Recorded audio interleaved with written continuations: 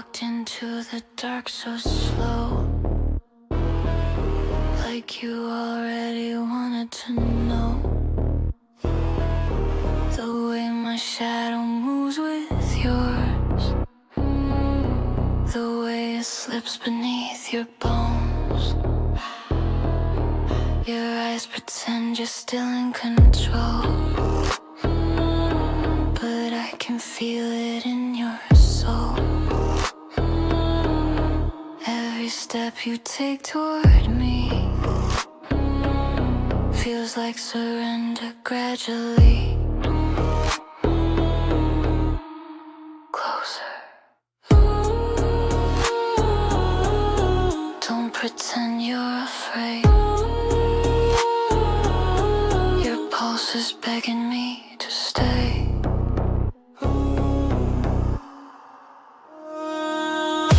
Come closer to my velvet teeth.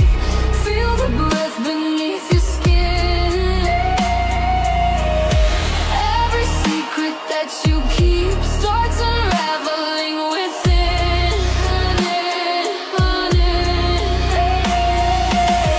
You say you shouldn't want this heat, but your body disagrees. Come closer to my velvet teeth.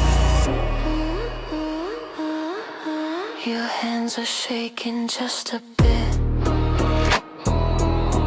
like something deep inside you split between the fear and something sweet that pulls you closer to the heat. You feel the tension in the air like static dancing everywhere. Don't, you're already here, and I can taste your fear. Come closer to my velvet teeth. Feel the breath beneath your skin. Every secret that you keep starts unraveling within.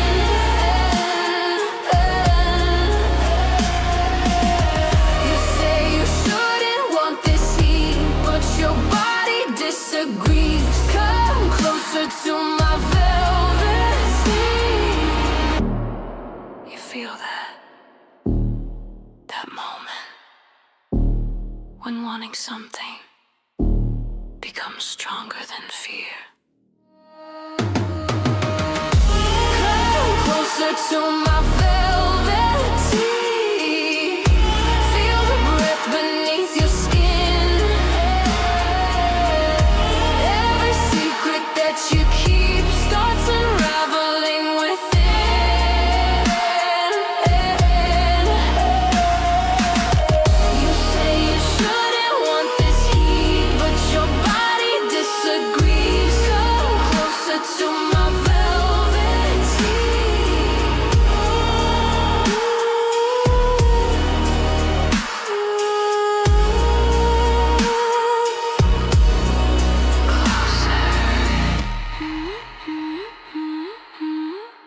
That's it. And we're live. We're live. How's everyone doing today? How is everyone? Everyone having a good day today? Yo, what's up? Inspired, Tech, Sarah, Suda, Shadow, Cody, Sanctus, Starwin, Ivan, Yagan. How y'all doing? Hey, Mike, what's up? 155 stream streak. Let's go. What's up, Pumpkin? What's up, Dan? How y'all doing? Everyone's so active. Okay, so hopefully today we're gonna have like a lot less kinks in our stream. We definitely worked really hard on that. Yeah, So it should be a lot less. yeah. Hey, Brandon. Hey, Grave Wander. How you doing? Hey, Dragon King. How you doing? Hey, Uncle. What's up, Coral? Hey, Captain C. Hey, American. How y'all doing?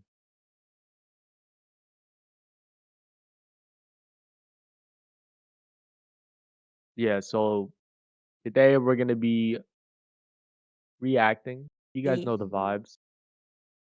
So we'll have like a proper yapping stream. Um we're gonna catch up on everything that's going on, not gonna lie. We're so behind. um we will have to end the stream earlier today. But as we said last stream, this is gonna be the last one where it's gonna be like a little bit like you know um not off but like ending earlier, starting later. Yeah, So tomorrow we're gonna actually have probably a longer stream. We're gonna start earlier and end at a normal time. So tomorrow the streams will be longer. Eh, no, I hit my microphone. no. Um, hey, Gaming Trucker. Why does Zen look bigger than Mr. X? Why not? Okay. Yo. Let's see. Ah! Then is trying to situate himself. Yeah. Okay.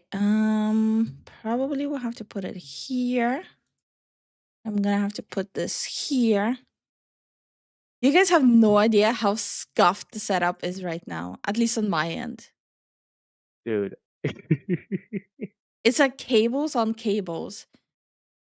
Yeah, we still haven't done some wire management, but I mean it's there. It has the function of being able to just clump everything together in the band.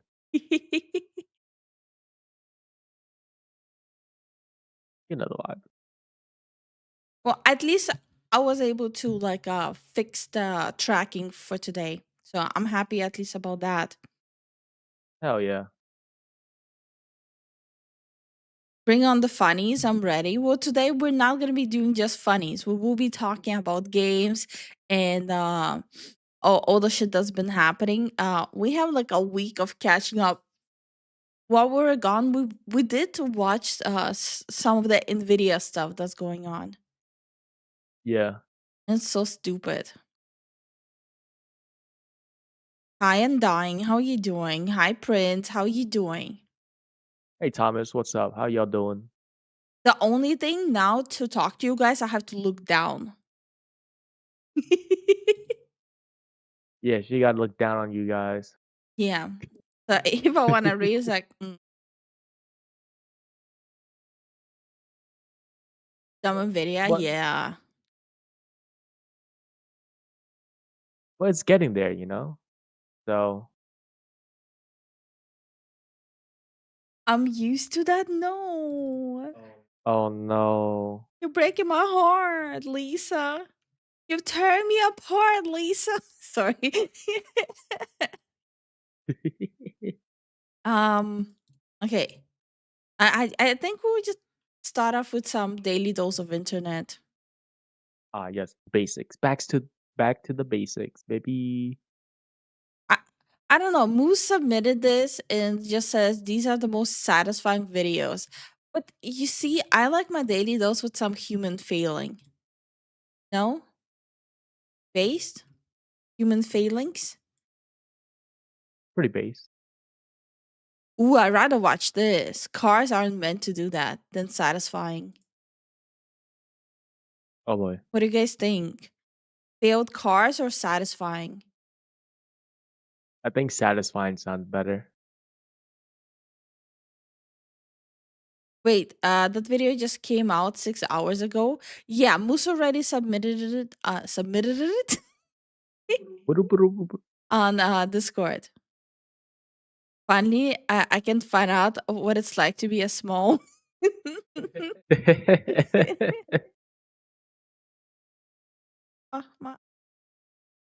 Ah, Hey Cody, what's up, man?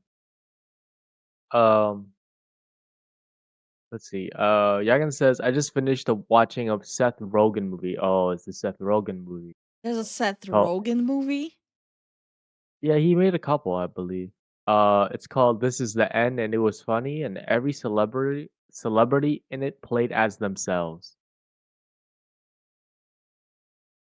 Oh, wait, isn't that when like what's her name? That singer, Rihanna slapped one of the guys, like actually slapped. I'd never even heard of that. No, I actually never even heard of that.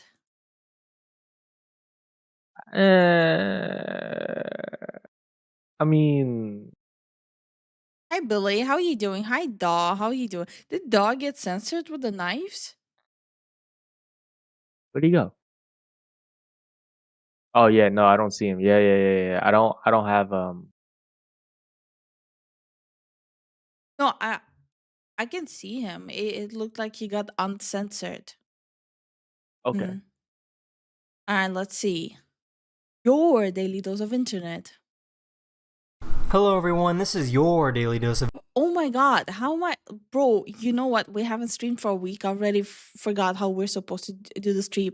We finally went and hang out with my grandparents. Yeah. Zen finally met my grandparents and he met my aunts. Yeah. I think yesterday Zen finally realized how many women there actually are in my family. I was I was like one of three guys there. Including my grandpa. Yes. So there was three dudes, one of Lifu's cousins, went home. I was like, no. It's just me and the grandpa, and we're like, oh, okay. And I'm over here. I don't speak Russian. Feeling outnumbered, Zen. Well, my family is very like accommodating to people. The only thing they forgot if Zen is Korean or Vietnamese. It's the little things. No, but it was a fun time. The food was amazing, like pretty good. Lipu has been making these type of dishes for a while, so this is kind of just. As they keep sacrificing them. Stop exposing me, motherfucker. They know too much. Take him out. Take him out. Hi, John. How you doing? What's up? What's up? And hi, Jason. How you doing? Oh my god. No, we are not sacrificing them. No. Yeah. Oh my god. No, the men in the family, they usually just kind of like off on their own, like kind of doing their own thing. So yeah. Okay. Valid. Yeah. So there are like two, there's only like two men in our family that actually like hangs out with the family outside of helping with the construction, and that's Zen and my cousin's husband. Yeah. Everyone just kind of does their own thing. Hey, Premier, how you doing? Hey, Billy. Hey, John. What's up? What's up? Is that to Starwin? What's up, Starwin? Hey, Daniel. How you been, man? That's what someone that sacrificed folk would say. Okay. If you're gonna sacrifice Zen to uh, a reinvigorate Ramfu confirmed. Okay, this is not Get Out movie. Okay, Hey, Prom. What's up? no, but my family is very women dominated. Not for long, because my cousin did birth like a whole football team of boys. No, they had a whole trios. They have trios, dude. So soon, it's gonna be mostly boys in the family. Yeah. Hey, what's Spain? How you been, man? How you doing, Will Spain? I'm gonna have a caramel latte. We can sacrifice my tiredness as a substitute. Listen. Hey Darth, how you been, man? Hey Caleb, what's up, bro?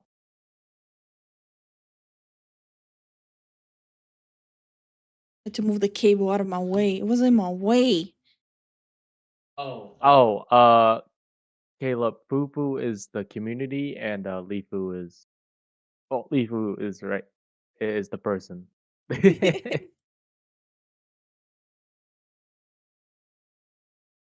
uh, My coffee is almost done, and I cannot let's wait. let's go.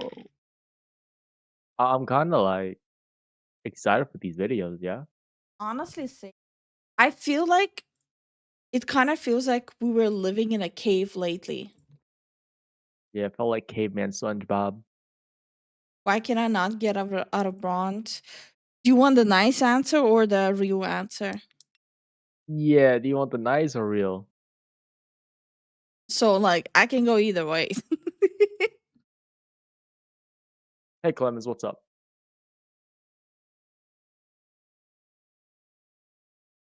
I watched that Legends of Adventures video, and just FYI, that video, I mean that room that John Clyde walks into was censored. It's supposed to be white. Oh, Oh. okay. No, I read it. I read the comment. Okay. All right. This is your daily dose of internet. Cars aren't meant to do that. Hello everyone, this is your daily dose of internet. Holy smokes. Oh, Wait. no, actually, holy smokes. Wait. Internet. Holy smokes. Yeah, I don't think that's normal. No. Um, that gas tank is going crazy. Hi, Cenarian. How you doing? Oh. Oh, damn. Stop, bro, your car. Wait, no, something up front. Huh. It was a line. It's a gas line. Put some WD-40 on it. No, it would explode. Oh my, it's like around the tires. How do you not notice that your car is literally cooked? On the phone. Oh wait, that's bad. Yeah, just go on the grass, bro. No problem. Yeah, like, and this is how forest fires start. Yeah. Oh. Oh, Guys, I don't know what. The green Power Ranger is it's just a mood. he was sassy, bro. He's like, ooh, you didn't see that. What's wrong with my car? As soon as I put in the key, for some reason.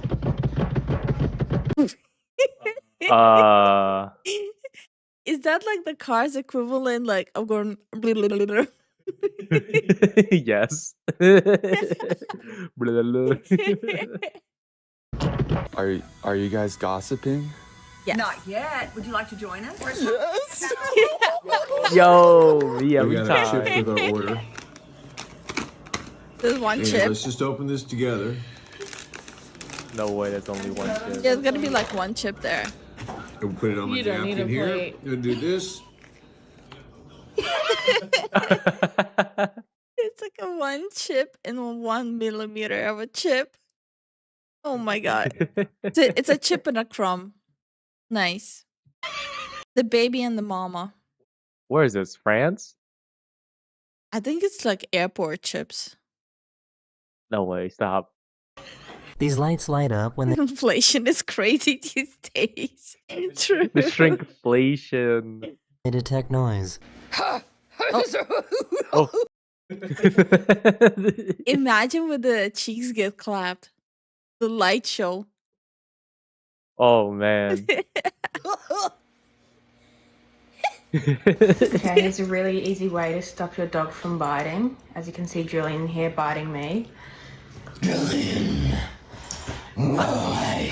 Oh my god. Wow. Oh, I remember these. I love those. No.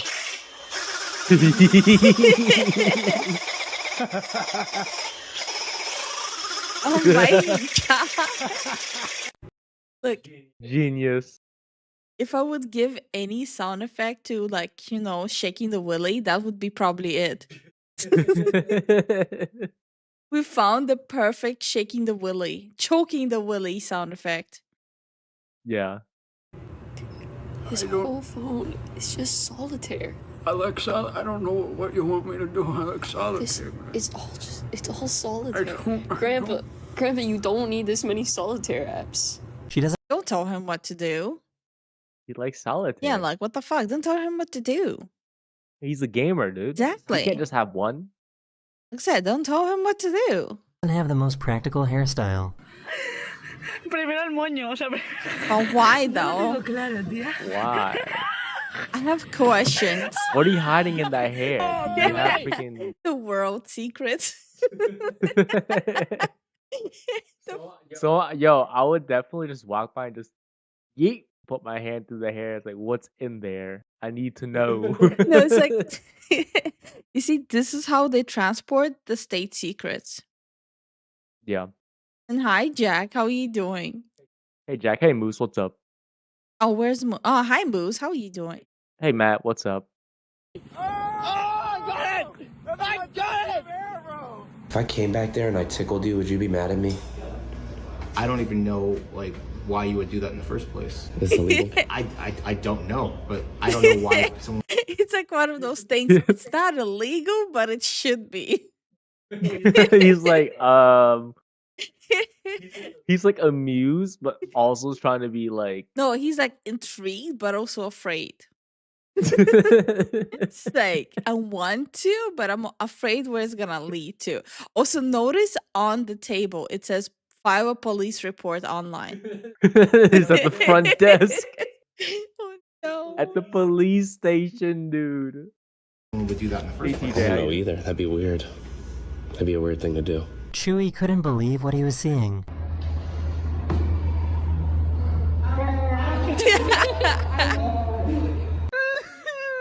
Guys, I think there's a monster under my bed. Why does wait, what was that? It was a can of Monster. I think there's a monster under my bed. Okay. Why does Walmart have a breakup card? You don't have to be dead to be dead. Oh my god. Yo. Oh my god. Hi Dora, how are you doing? Hey, Dora. How you doing? Fun mode?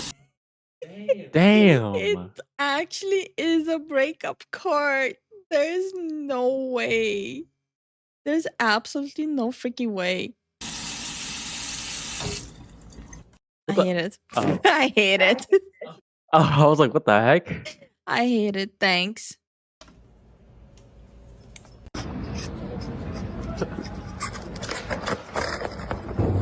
Oh. Is that dude okay? I know he fell at the end, but I just can't prove it.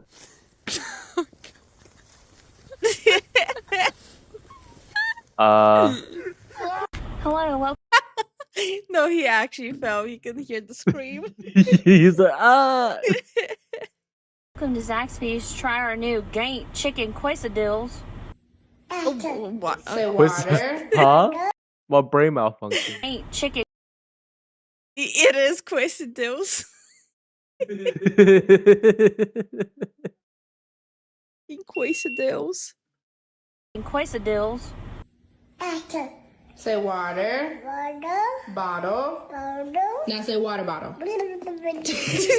Move. Damn. Come on down. We got swimwear, sunglasses, live alligators, souvenirs, and toys. Wait, that's Florida. Not with that accent. Somewhere else. Next to Florida. No, it's like a tourist in Florida. Oh. Kept his head in the game. He got it. Exactly.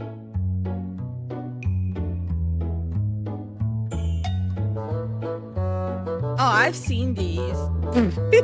Oh.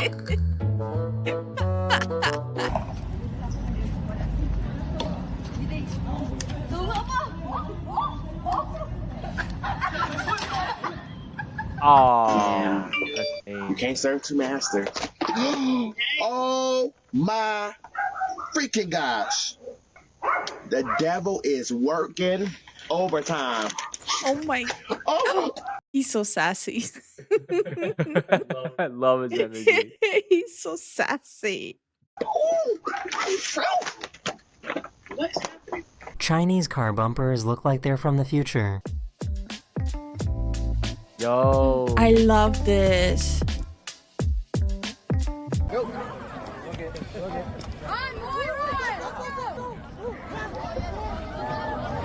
He got quick. He got it. No way. You got it. Oh shoot. Damn. Morning, guys. He's a ninja. Bro, that's impressive. Welcome to day 24 of 75 hard. Let's go. Woo!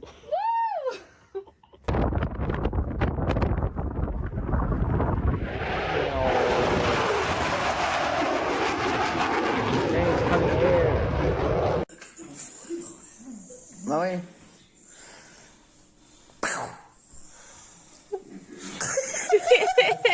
This woman wanted to try out this infamous slide. Oh, Wait, no. why is it infamous? Oh. Alright, baby. What? This is how you lose all the skin on your shins. Yeah. There goes my wife and all her personalities. Yo, that's crazy. Oh my god, that's fucked up. Your wife and all her what? I was just making it funny. Shelly, Oh, he's dead. Oh, he's cooked. He's so dead. did you get onto the Roomba? Shelly. He's chilling. Let him chill. These officers were looking for this man, and he had the worst excuse for why he was hiding. Dude, you could have saved us like an hour, man. Careful, careful, careful, careful. I was taking a nap. I still got nothing. He was taking a nap. Damn, bro. Okay. So your place to take a nap, man. Okay, well, it was warm. Did he just say it was warm? Because honestly, mood.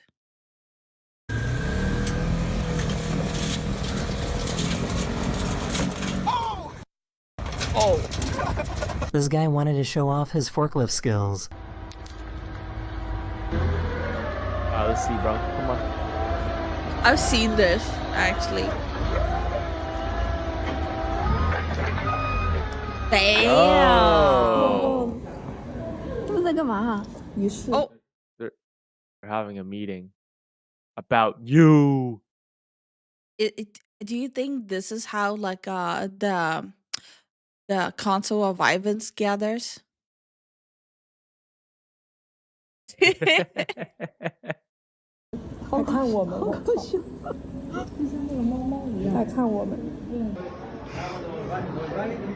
And hi American, hi Wang, how you guys doing?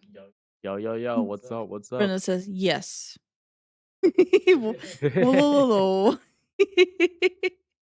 With the fufu in the meat.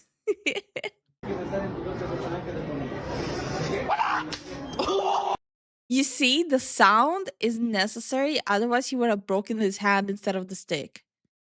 Yeah. Like, if you don't scream, you don't gather the same amount of energy. Yeah.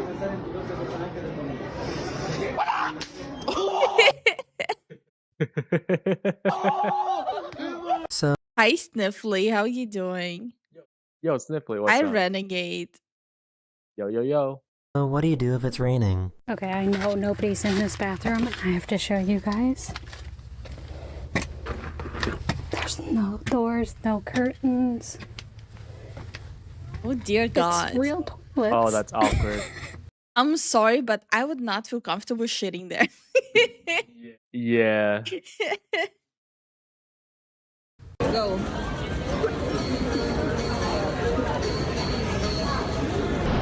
Wait, what happened?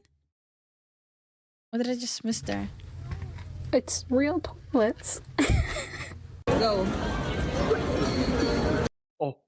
He threw the meat onto her hair. No. Oh God. Bro, buddy.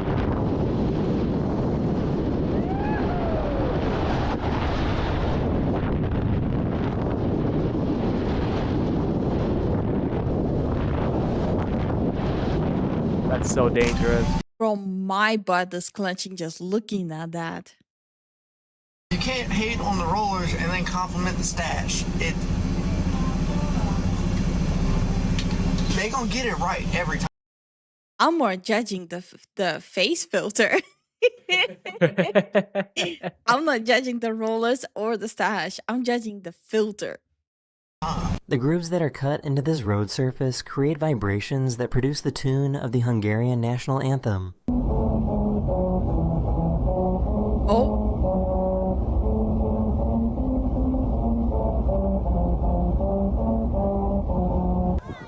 Wait, that's pretty cool. That's dope.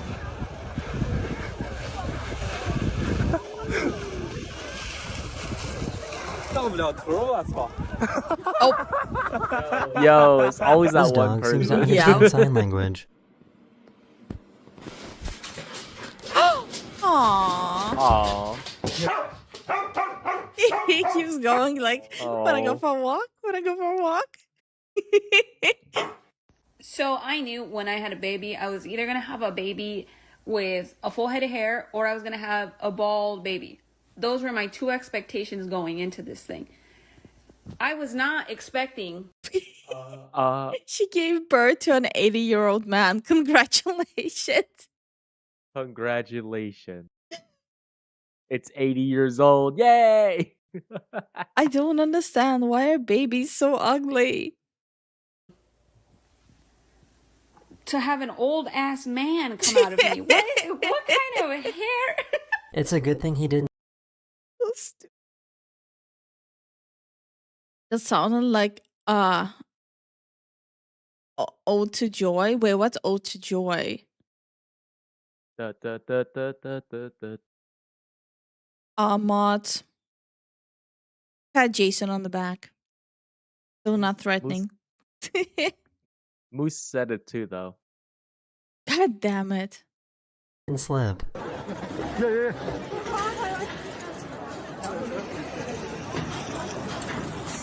Oh. Oh. Yo, that's crazy. You see, I would just shit myself there now. Out, Sue. I just got my phone out because I've been mesmerised. He's done that about 20 times. Holy. He ain't dropped one ball. I feel like everyone is way too calm considering there's a whirlwind right there.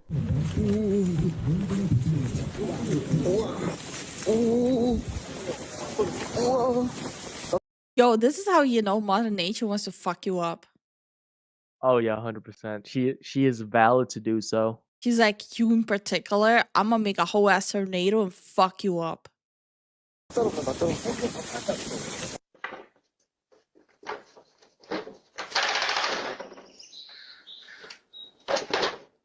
Oh. Yeah, my whole year would have been ruined. That's a whole year right there. His cat has a unique way of telling him he's ready for breakfast.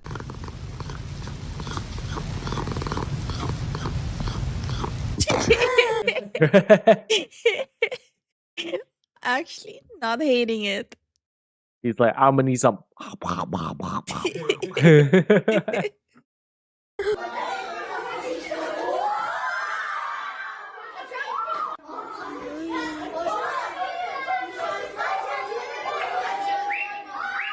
Well, the kids are having fun. At least the kids. This might be are the having most fun, unique yeah. coffee shop I've ever seen.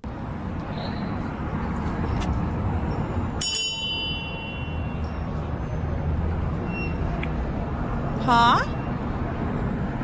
It's a literal hole in the wall. Yeah. Not even like a metaphorical hole in the wall. It's a literal hole in the wall. I'm not hating it. I also love the sign saying no small talk required. My kind of shop. Love it. I looked up the Hungarian national anthem to make sure it wasn't just really close to a door. Okay. Would you get a coffee there? Absolutely. I don't have to small talk with them. Perfect.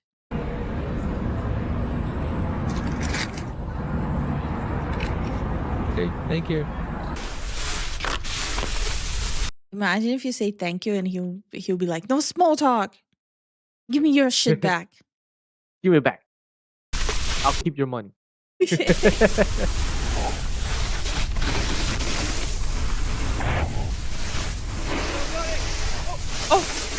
Oh! Ooh. Oh, he almost took the life of that child. Yo. What powers does this man have? Oh, he's the duck whisperer. Oh my god. What the? He is the duck whisperer. We found him. This guy was hurt, and he was caught in a spider web. And now he won't leave me alone. Nope. You gotta take care of him now. Congratulations. You're a mother. He's just...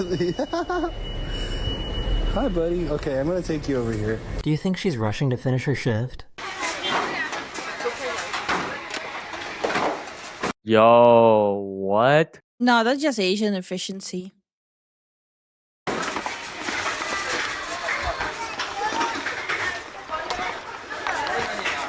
Yeah, no. Yeah, she's not rushing to end the shift. It's Asian efficiency.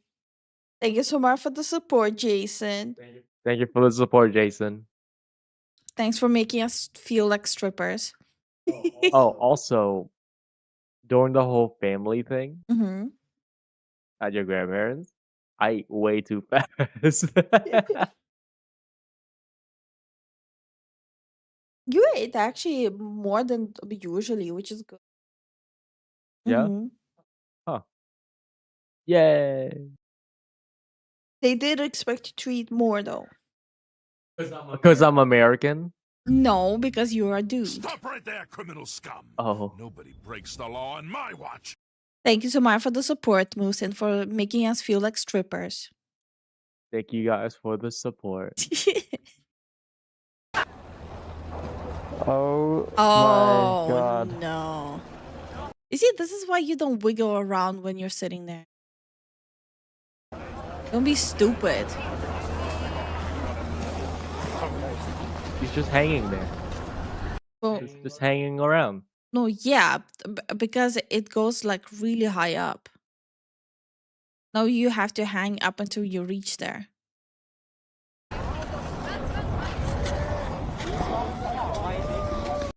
Chat and super chats are responding way faster than before. Yeah, but YouTube chat had crashed like twice for me yesterday.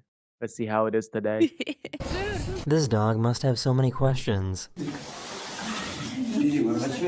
What the?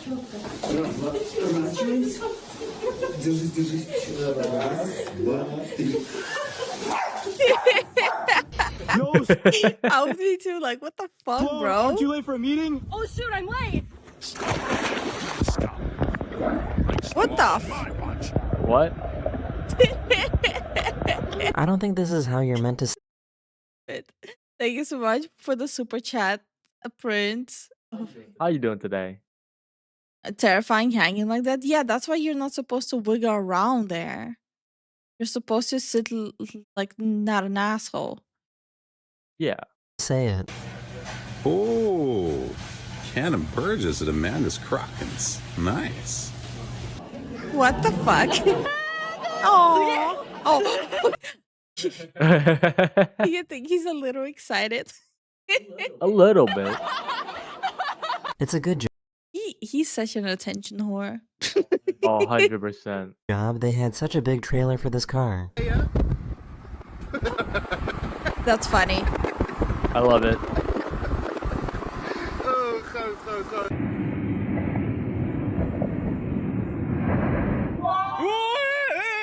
I think he forgot to take the handbrake off. Oh, you're still grabbing, bro. Oh my god. Oh, they're playing rock, paper, scissors in the car. In traffic. These bears have a secret Funny. handshake.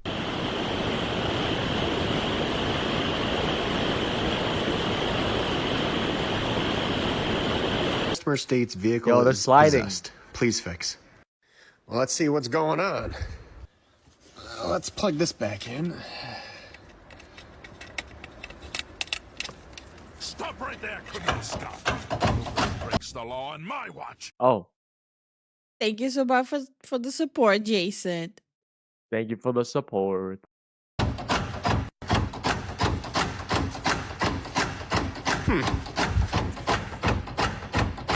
Yeah, I don't think that's supposed to happen. Maybe. Huh. So why did the commentators sound so calm about this? 2 rollers. Yeah, Lance gonna try to match the roller, hits the tree, but gets a favorable redirection. Oh my god. No way that just happened. That was the coolest ace I've ever seen in my life. Yep. Okay. Why is he so dead? Dead hand. Let's go chicken. Yep, yep. Regular chicken. Yeah. They barely give him anything. I would have jumped over the counter, not gonna lie. Give my chicken. Ah. We need some more chicken. This might be one of the longest hamsters I've ever seen. Yo, what? Yo.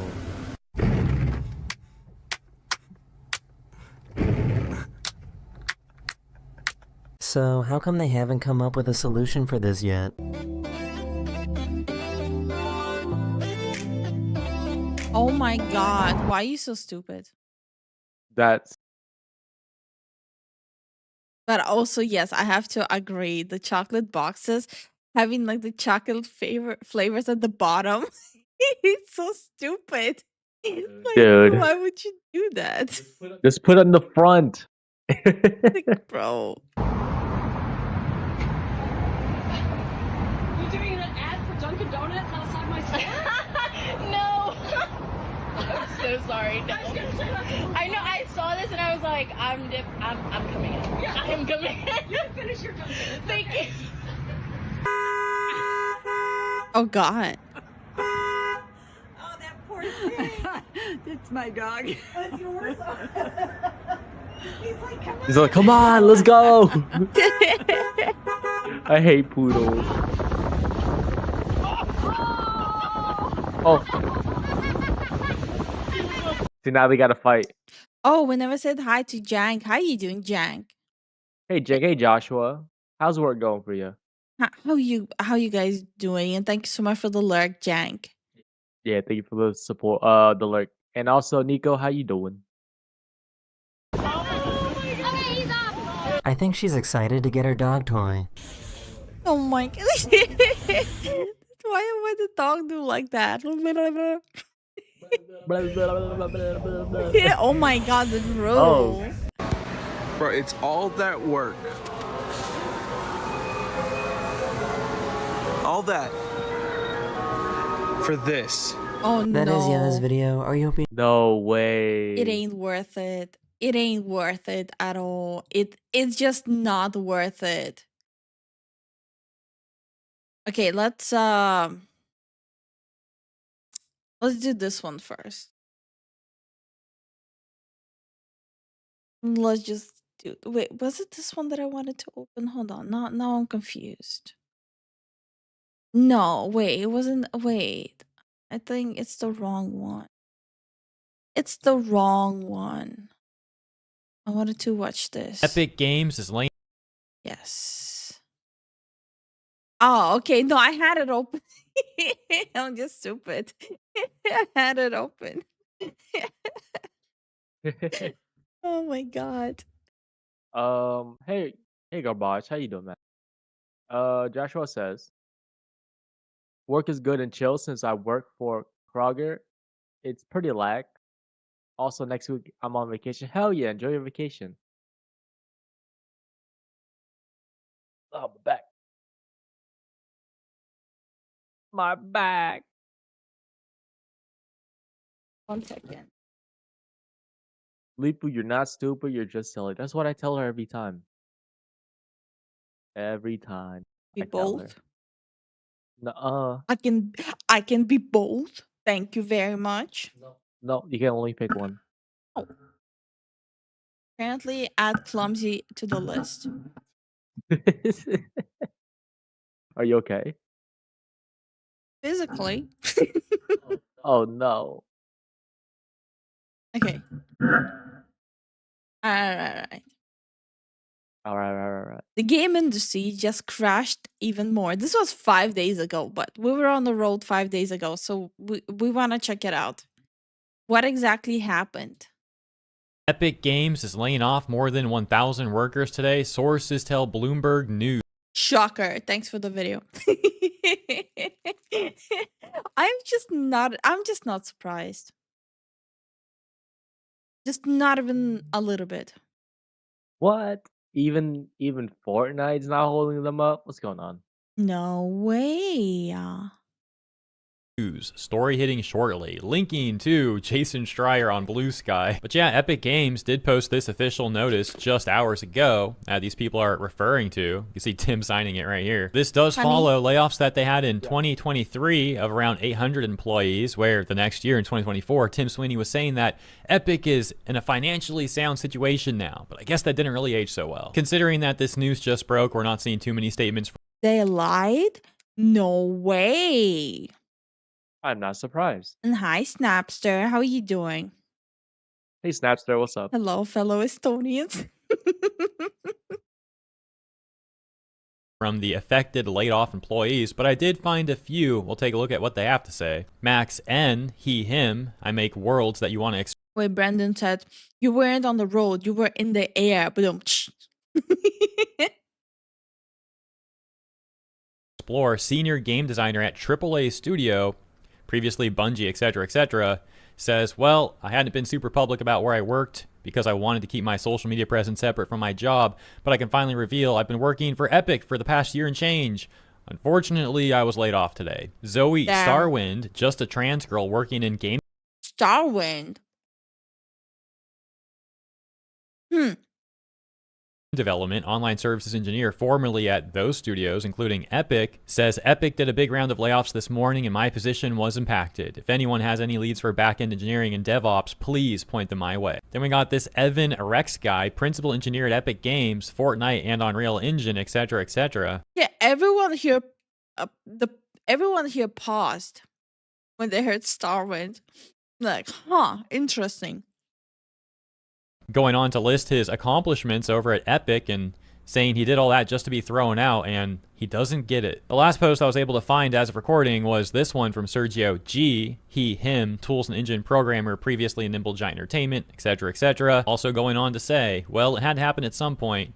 Just been laid off from Epic Games. Really enjoyed my time working there, but it's time to find my next adventure. If you know of something, just let me know. Back to Schreier, he closed off his report by saying that Epic's severance package is significantly above average for a US company, but considering the current climate in the games industry, it's still going to take at least a year for someone to find full-time work. That's the Okay, that's the whole video. That's it. Devs that got fired are complaining. Okay. So, layoffs. I'm not surprised of Epic Games doing a round of layoffs, honestly. It's like the least shocking thing. Yeah. I can't believe it's actually Oh shoot, I forgot to say. Fortnite is actually dying. I can't believe it's actually happening. Fortnite has fallen. The mythical dragon that the games industry has been chasing for the better part of a decade, the success that they have been trying to emulate pretty much across the entire games industry, is in so much trouble that their CEO came out and flat out said, Look, there's just so much and so long a company can exist where your whole business model is new skins. That's it. You have nothing else, just new skins. So at some point, it will have a dip. It's not gonna die, but it's gonna have a dip. Hi, Palm. How are you doing? What's up? What's up? we are losing players, we are losing money, we need to lay off 1,000 people, and we still need an additional $500 million in cost savings. Good God. I don't think people understand just how valuable it is for the games industry to realize that this game is mortal, that it bleeds just like everything else. And the problems that Epic is having, the problems that Fortnite is having, is going to send a shockwave across the industry. Now, to be fair, the problems that they're going through, the loss of players that Fortnite is seeing, well, it's a lot. Believe me, you guys are going to be pretty shocked by this. It's not the only part of their problem. The issues that they're suffering from are the same ones that are basically plaguing all of the Western games industry, where they have too many employees. They are spending way too much money. They're not paying attention to the audience that they already have. And can I also just say, it's not just those things that overhiring and not paying attention to the games they're making. It's also overhiring and not paying attention to the kind of people they're hiring. It's like both things. Like both things can be real at the same time. Yeah. And because of that, they put themselves into a weakened position where even just the slightest change in temperature is a crisis to these guys. So today, we're going to be talking about how much trouble Fortnite and Epic are in right now, what this actually means for the games industry, and also how some analysts are saying that really it's Eastern games at fault.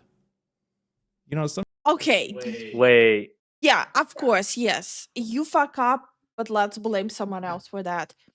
Let's blame someone else's success for your fuck up, right? Right? Like, so you mess up, but it's like Tom's down the street fault that you fucked up because he's doing well. Solid logic.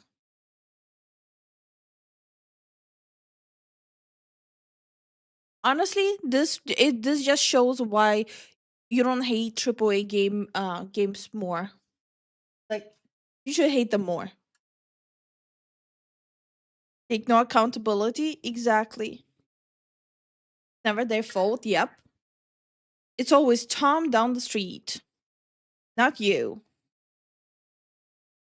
Sometimes it pays to be right.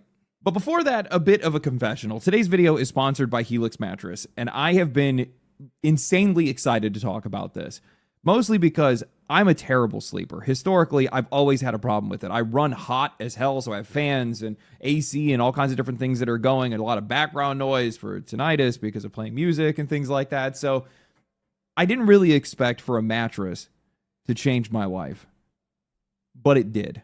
I went on their site and I took their... Not gonna lie, I heard change my wife. Yo, that's crazy. Sleep quiz, and it matched me with the Midnight Lux. It was super quick and only took about 2 minutes. And honestly, it made me realize just how much I was messing up my sleep, because 1 in 3 adults don't even get the recommended 7 to 9 hours. And I definitely wasn't one of them. And you guys... 7 to 9? Who sleeps 9 hours? That's too much. Who the fuck sleeps 9 hours? Where the fuck do they get the time? Where do they get off? Hi, 79. How are you doing? Hey, 79. What's up? You guys don't know how much this messes with your life. It can mess with your focus, your decision making, or even just young people, probably. I don't remember sleeping 9 hours. It would cut into my gaming time. Your day-to-day energy. But since switching, I've been sleeping way deeper and waking up feeling actually rested instead of just dragging myself through the day. And they also give you a 120-night sleep trial and a lifetime warranty. You can actually... Yeah, did he consider that he might be overheating while sleeping because of that big-ass fuzzy blanket? Has he considered that's the reason he's overheating? No, he loves the fuzzy blanket. I know. Okay. I know. Yeah, but you cannot complain about overheating anyway. They also give you a 120-night sleep trial and a lifetime warranty. You can actually make sure if this is something that's actually worth it for you without any pressure.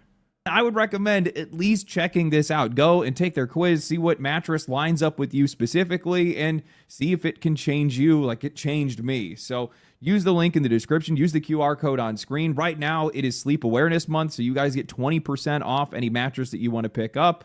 I cannot recommend this enough. Thank you to Helix for sponsoring today's video, and also thank you to Helix for fixing my sleep.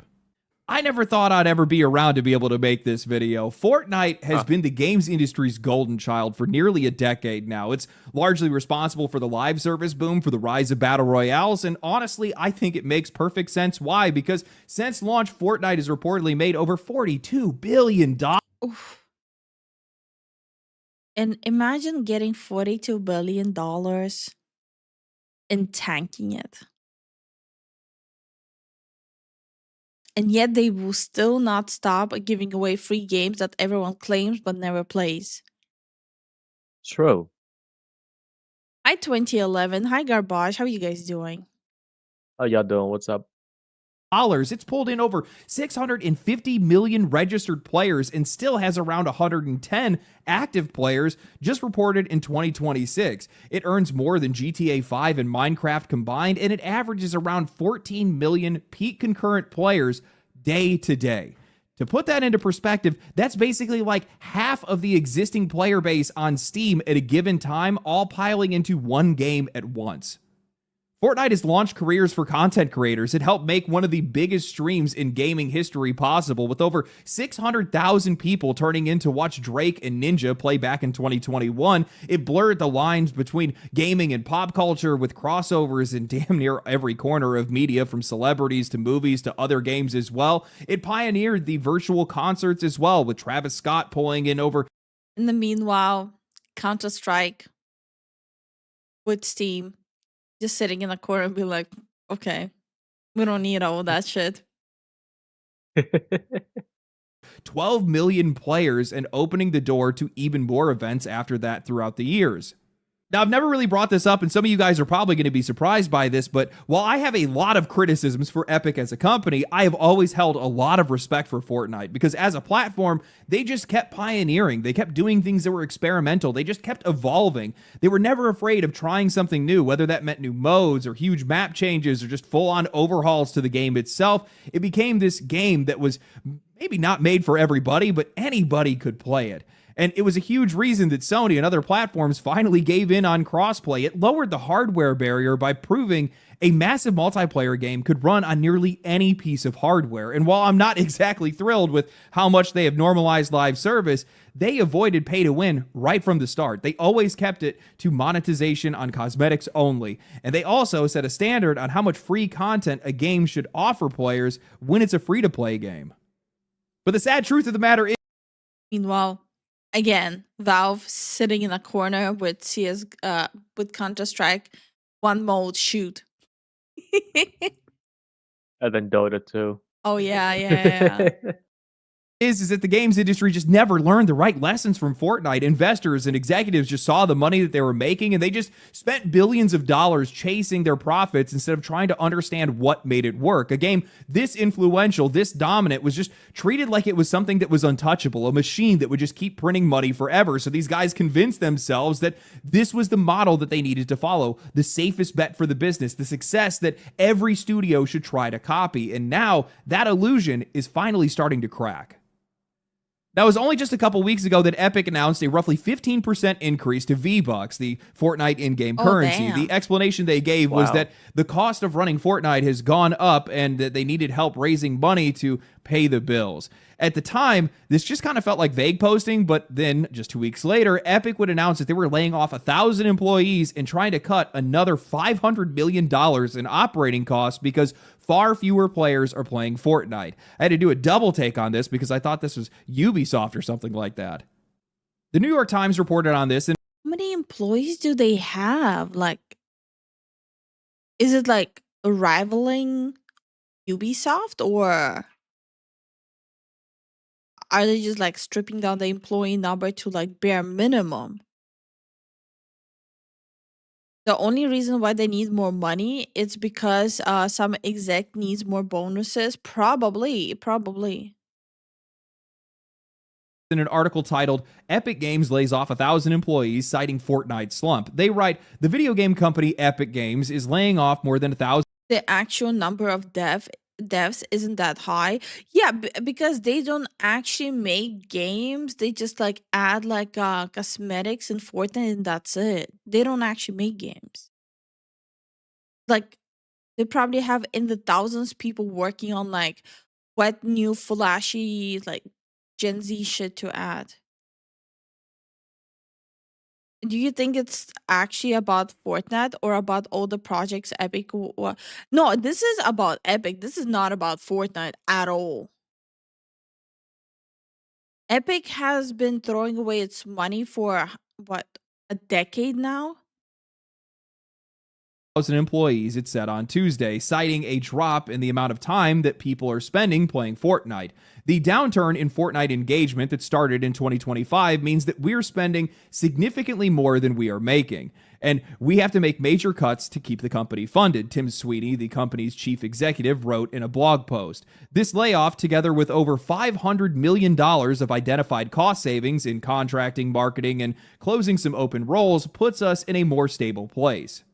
The cut represents about 20% of the workforce at Epic Games, a company spokeswoman said. It was the second time in recent years that the company, which is based in North Carolina, had announced major job cuts. In 2023, Epic Games laid off about 830 employees, or about 16% of its workforce, citing lower profit margins for Fortnite. I'm sorry we're here again, Sweeney wrote in his blog post. Okay, so it is also like people are spending less money on Fortnite and it's not that cash pig anymore. Yeah. And people are just growing up and playing different games, just how it is. Yeah.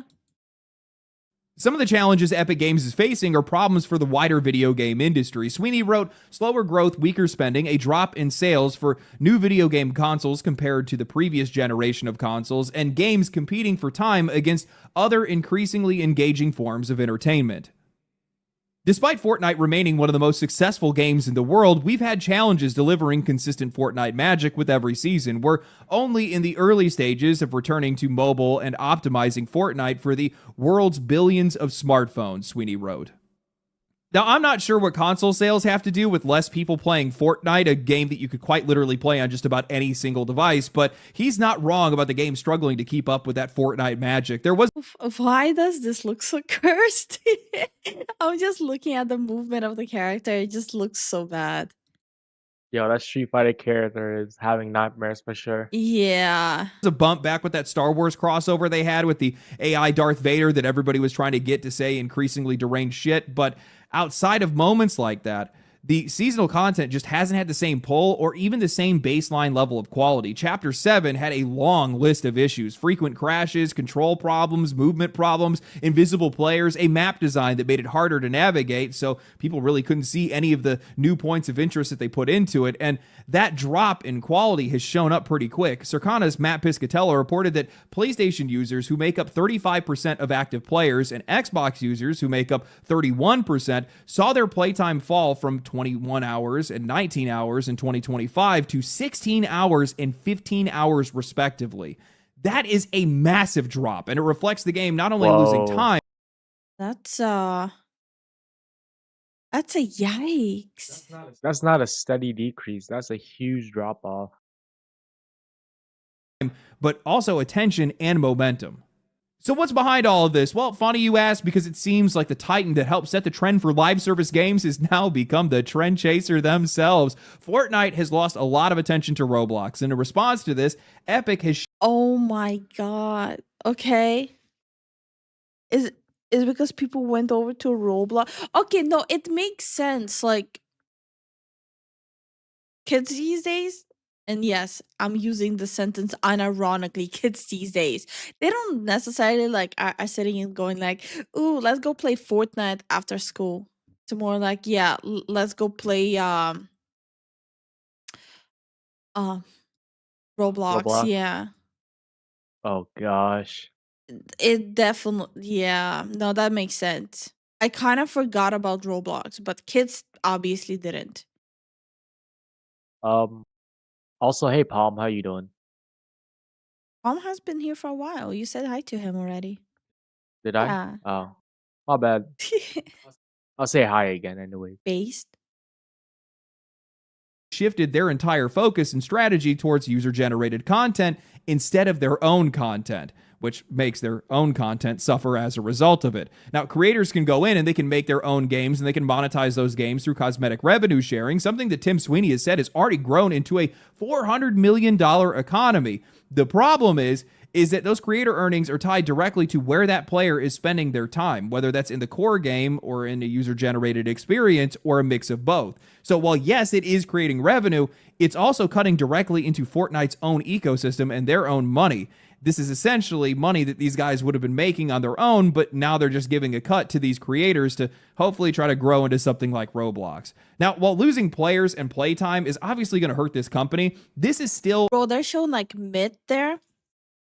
And like Mid had like a massive fall off in his career after he stopped playing Fortnite.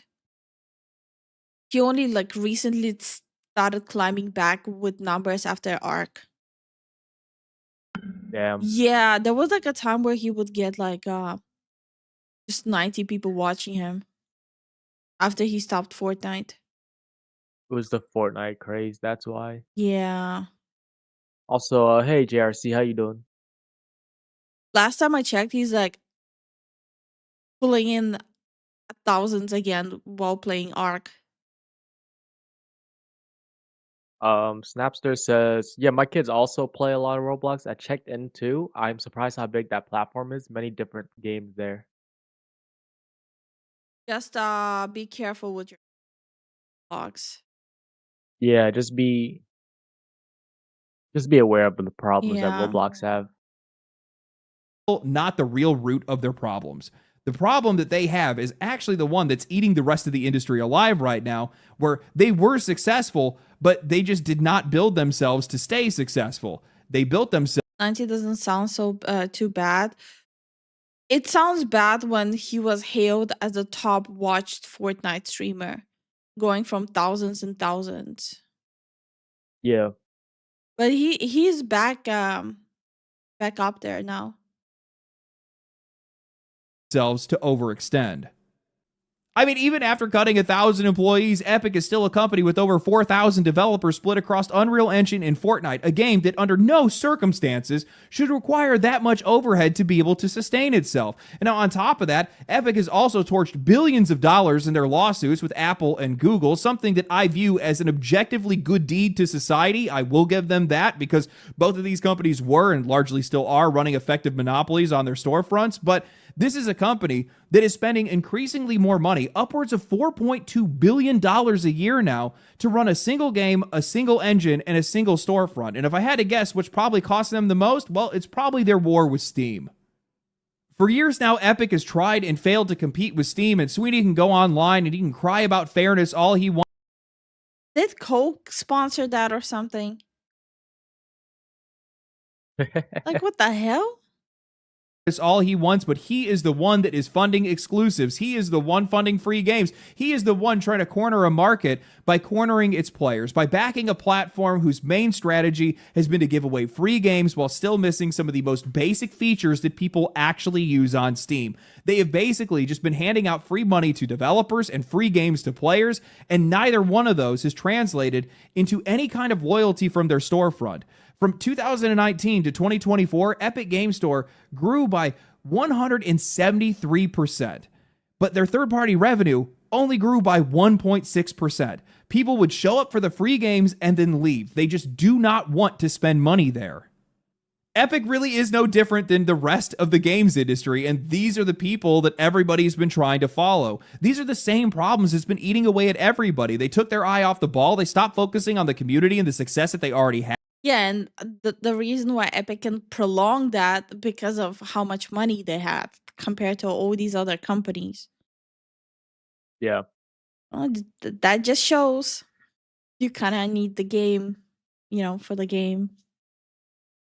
had. They stopped making other games. They started chasing somebody else's bag, whether that was Roblox or Steam, doesn't really matter. Now you got this company that's chasing two dragons at the exact same time, and they're not going to catch either one of them. This is gonna sound so hypocritical of me, but what's the allure of playing this game day in and day out for years? That's coming from a person who's been playing hero shooters for years. But like with hero shooters, it's like, you know, different characters, different maps. Yeah. I don't know.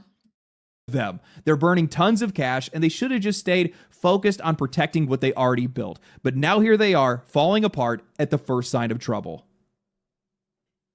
I am shocked more people aren't talking about this. This is such an important development. This is such a massive deal. I don't think people understand just how valuable of a lesson this is for the rest of the industry. I mean, for years now, we've had executives and investors talk about Fortnite like it's some golden goose, like it's a cheat code for the games industry. If they just copied it, if they just did what they did, if they just monetized it and built it the way that they built their game, then they would be able to make so much money that they would become immune to their own problems.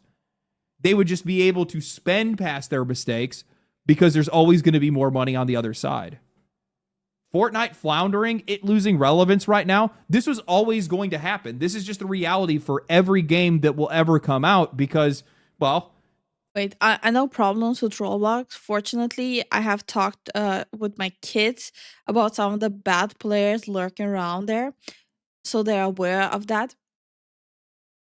Isn't it funny how we went from like telling our kids like, oh, when you play outside, don't play on the street, don't go up to a stranger's car, don't accept stuff from strangers, to, oh, don't add strangers on your Roblox account. We went from white vans to creepy adults in a game. Yeah, it's a lot of modern problems. Ever evolving modern problems. Things just lose relevance over time. Less people become interested in it.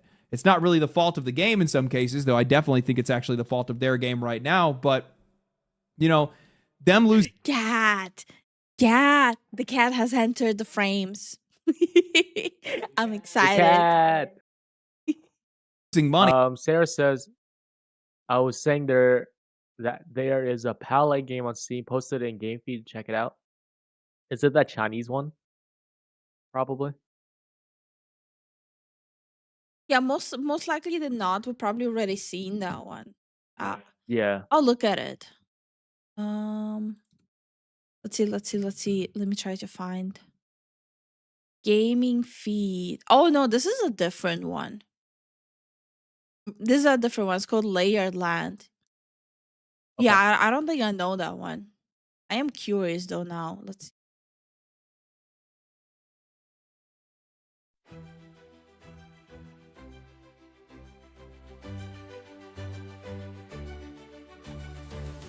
In the sky where dreams are.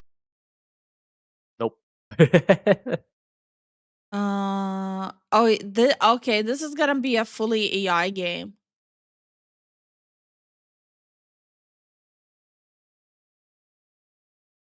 With pre-made assets. Yeah. Oh, this is like a lower graphics and lower performance power world actually. AI pets. Wow, what the heck? You know what this reminds me of? A game that you know when they're like publishing games, but in reality, they're like using your PC for mining. This is what it reminds me of. Them losing relevance right now, it shows the industry that live service, no matter how successful, cannot make up for bad spending, for lack of quality, for ignoring the audience that you already have. This is one of the biggest games in the world, proving that they can't even get away with it. These companies do not know how to protect their audiences. Either that or they're just not interested in it. They're way too busy trying to chase somebody else's. And, you know, now you have one of the biggest games in the entire world that just got caught doing the exact same thing. That should be a warning. Like, there's no other way to cut that. The question is whether or not this is something that the industry will hear, whether or not this is something that they can recover from, whether or not, let's say they did, let's say it does convince them, whether they even have enough time to be able to go back on this. According to one analyst, I don't even think it's whether or not they can recover from this. I think it's more like a question. Oops. What's going on? Oh, shit. I think it's like more of a question. Do they even want to recover from this? Or are they like trying to, what's the word? Do like market manipulation? Not in a sense of like scamming people, but more like get away with manipulate the market in a sense of doing less and still bringing in like the same result. It kind of seemed like that. Like they're trying to do less work for maximum profit, but it's sacrificing the quality of whatever product it is. Because they sacrificed the product a long time ago. Yeah. It's not a question of will, but a question of who's going to pick the biggest share of the pie before dipping that too. That's gonna happen eventually as well. Yep. they're already out of time. In the last half of that New York Times article, they pivoted to a market analyst where they write Juice Van Duren, a market analyst and professor at New York University, said that Fortnite must compete for attention not only with popular games like Roblox, but also with social media companies like TikTok and short-form videos on YouTube and other platforms. Its problems, he says, are part of a broader shift in the industry, which is growing more in China than it is in the United States. We're witnessing in real time the decline of American cultural dominance in gaming, Van Duren said. One of these landmarks, like Fortnite, is starting to feel the burn as the consumer entertainment industry is slow. Okay, this might sound mean of me, but I'm not really sad or surprised about Epic going through this right now, especially like the amount they're trying to like bark up at Steam. And here's the kicker, right? They're in financial dire situation while they were not that long ago, just what, a month ago, telling Steam how they should run their platform. Like, why are you telling a platform that's out earning you while you are hemorrhaging money how to run their how to run their platform? That's so freaking stupid. Yeah. Slowly moving from west to east in its financial gravity point. Oh man, I don't think I have ever felt more vindicated. I am outclassing a New York University professor. How about that, guys? Talk about a step up in the world. I have been screaming about this for the better part of 2 years on YouTube. And this is really getting to the heart of the two biggest problems for the Western games industry. First, that they can't hold on to the audiences that they already have. And second, more and more of those audiences are starting to drift east. Now, I've talked about this in other videos, but this situation has only gotten worse year after year. Honestly, I don't even know if I should really even call it a problem at this point, because us players have definitely been benefiting from a lot of this competition in a huge way. But Eastern publishers have slowly but surely been chipping away at the player bases of these giant Western companies for years now, and it's gotten to the point where the foundation is starting to crack and these guys are falling through. Now, I'm going to give you guys a couple of examples because it shows just how much things have changed in just a relatively short amount of time. If I asked you guys, who do you think the king of open world RPGs are? I would guess that most of you guys would probably pipe up with From Software, just because of Elden Ring. Hell, people who don't even play their games would probably assume it's them. Then, for me, at least right behind that, it would be stuff like Neo 2 and 3, and now Crimson Desert, which is kind of... No, you see, in the past, I would have said CDPR.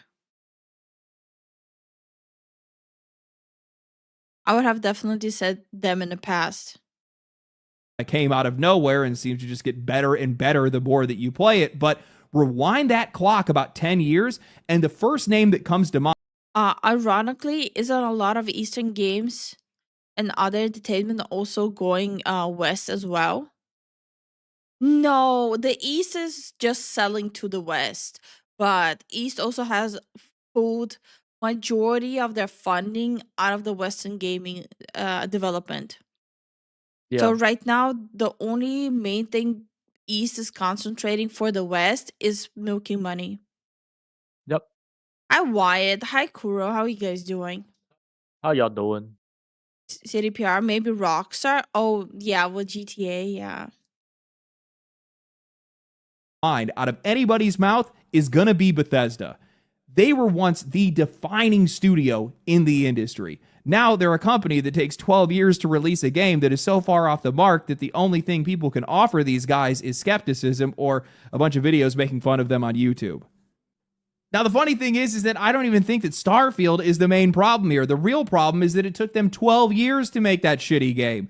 In that same time that it took Bethesda to make one game, an entirely new generation of players has grown up. A whole new customer base came in, barely knowing these guys, other than just being the studio that keeps re-releasing Skyrim. And in that same stretch of time, we got Dark Souls 1, 2, 3, and Elden Ring. We got The Witcher 3 and Cyberpunk 2077. We got Neo 1, 2, and 3. We have a long list of RPGs that came in, took mindshare, took attention, and built fandoms of their own. And if you zoom out across the entire industry, outside of maybe first-person shooters and sports games, the Western industry has damn near surrendered every single genre to Eastern studios. Nobody breaks the law on my watch. Lifu and Zen move to Europe and 412,000 KitKat bars are stolen en route to Poland in the same week. Coincidence? You know what's the funny thing about it? When me and Zen went to the store, Zen went crazy with the variety of Kit Kats we have. So he started like putting like different Kit Kats in the car. So this is just funny. He knows too much. Mods, take him out. Take the shot. Take the shot. Thank you so much for the support, Jason. Thank Oh you for my the god, support, I man. actually had no idea that this happened. Hold on. I had no idea. That is Same. that is so funny. Wait, 400 Hey, Chris. and 12K Kit Kats. Poland, let's see. News. Brandon, their foundation has always been butt. They've always been ass. So every game they release on their damn engine is garbage. It's their Wait. whole foundation is cooked. It's true. Nestle says 413.793 Kit Kats candy bar stolen en route from Italy to Poland. Swiss food giant Nestle says about 12 tons of Kit Kat chocolate brand were stolen after leaving its production site in Italy earlier this week for Poland. The company based in Switzerland said in its statement Friday that the vehicle and its load are still nowhere to be found. Yo, that's crazy. They literally had a plan. What? The shipment of the crunchy bars made of waffles covered with chocolate disappeared last week en route between production and distribution location. So they literally like got it like fresh out the oven. Oh my god. The missing candy bars could enter unofficial sales channels across European markets. The company said, but if this does happen, all products can be traced using unique badge codes. No way. What if they eat them all? What the fuck? A spokesperson for KitKat said that as a result consumers, retailers, and wholesalers will be able to identify if a product is part of the stolen shipment by scanning the unpacked batch number. Bro, do you think like retailers are gonna report that, considering that they'll be able to buy it for cheaper? No, they wouldn't do that. Bro. Well, Yo, do you think Nestle has like secret police just waiting for Kit Kats to be scanned? wait, whilst we appreciate whilst we appreciate the criminals' exceptional taste, the fact remains that cargo theft is an escalating issue for the businesses of all sizes. Oh my god, this is not real.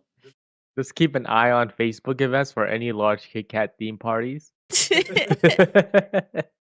With more sophisticated schemes being deployed on a regular basis. Bro, okay, if we randomly cancel a stream, that means we went to a Kit Kat party.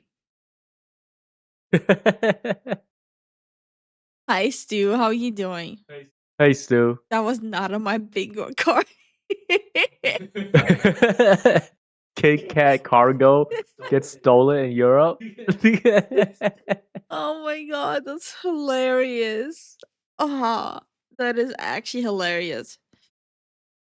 They didn't just lose relevance. These guys gave it away years ago. They stopped innovating. They kept making the same thing. They took forever to be able to make their games, and they abandoned genres outright. And every year they did that, more player interest just consolidated somewhere else. Now, China is entering into the picture in a way big way. And all this is doing is just making things worse for the West. Now you have this audience with an enormous scale. They have low labor costs and a market that honestly seems a lot more interested in just focusing on gameplay rather than all of the extra baggage that Western publishers just keep piling onto their games. And that is a serious threat to these companies that are already moving way too slow. If the house expansion is made out of Kit Kat bars, we will know. There will be signs. There will be signs. And spending way too much money.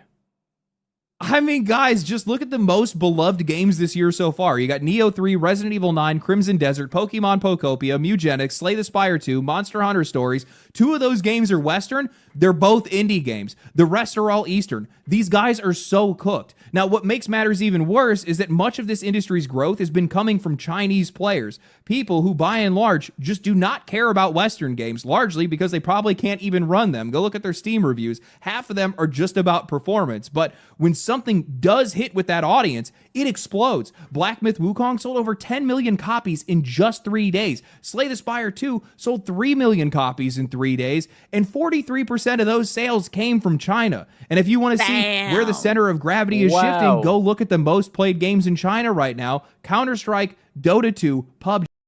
Fucking called it. Bro, did I call it or did I call it? I'm not even surprised. Bruh. That is the top 3 played games on Steam. I don't think that people are taking this seriously. This is not just about sales. This isn't about missing a quarter or having a disappointing launch. These guys are losing the habit. They are losing the default position that they used to have for entire genres. That's the part that people are not fully processing here. When players stop looking at you first, when your name stops carrying the same weight, when you have new generations of players. Oh, Crimson Desert hit its new concurrent player count peak today. Bro, I'm still mad at them for not fixing like the GPU issues though. Cannot even play it. Like I cannot stream it, but I also cannot play it. Yeah, people are really making fun of IGN. Bro, IGN is such a joke. That are growing up to be excited about somebody else's game instead of your own. You're not fixing that with a trailer, a patch, or a live service game. You are irrelevant. Western publishers have now spent years trying to engineer success from the outside in. More money, more developers, more management, more systems, more monetization, more market research, more trend chasing, more how do we capture this audience, more how do we increase our engagement. Everything is built around extracting a bigger result instead of just creating a stronger product. So what comes out on the other side is just going to feel hollow again and again. Expensive, polished, maybe technically impressive, sure, but ultimately hollow because you guys do not care about the product itself. You can feel when a game is built by people that are trying to build something that players love, and you can feel when something is built by people that are trying to secure a return. Meanwhile, a lot of these games that are actually pulling players right now understand a much simpler truth. Just make a good game, make a fun game, make something with a strong identity, a clear fantasy. Momentum really matters right now. Make something that people are going to be immediately excited to talk about. That's what you want to do. Not every single Eastern game is doing this, not every indie game is doing this, but enough of these guys are doing it that it's becoming impossible to ignore. Players want a game that feels like they know what they are rather than these games that come out that are still trying to figure out who they're being made for. They want games that commit. They want games that are confident in themselves. And well, if a game doesn't know what they're trying to even do, isn't that also a sign that the people who are working on it don't actually play games? So that's why they don't know what exactly they're making. Hi, Nico. Hi, Lumpy. How are you guys doing? Yo. Hey, Stu. in the West, for a long time now, that's just not been the case. That's why Fortnite stumbling matters so much right now. This was the untouchable one. This was the golden goose that every single executive treated like it was the blueprint. Everybody wanted one of these games. And now that even that is cracking, even that Fortnite is now proving that you can't outrun weak direction, overspending, and a drifting audience forever, that should be the lesson. These guys need to learn from it. You cannot fix this industry by chasing the next dragon. You can only fix it by remembering why players showed up. Epic is essentially just doing the exact same thing as every single other game publisher right now. They're just chasing everybody else's tails. They're running out of ideas. Either that, or they are just so fixated on somebody else's money, on somebody else's audience that they... At Steam. They're so fixated at Steam and counting Steam's money and counting Steam's audience. Yep. So their whole ship is just sinking.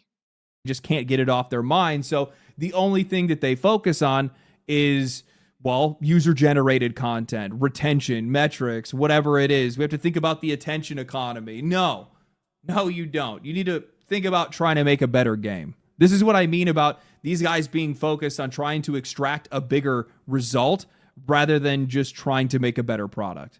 Funny thing is, better products sell.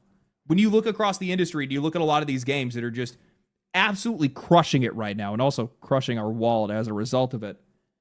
The reason why these games are doing so well is because that is their only fixation. They only care about trying to make the best game that they probably can. They're not worried about trying to reach for somebody else's audience or somebody else's money. No, these guys realize that that is a byproduct. You reach that goal by getting to it through the audience that you have and through the success that you find.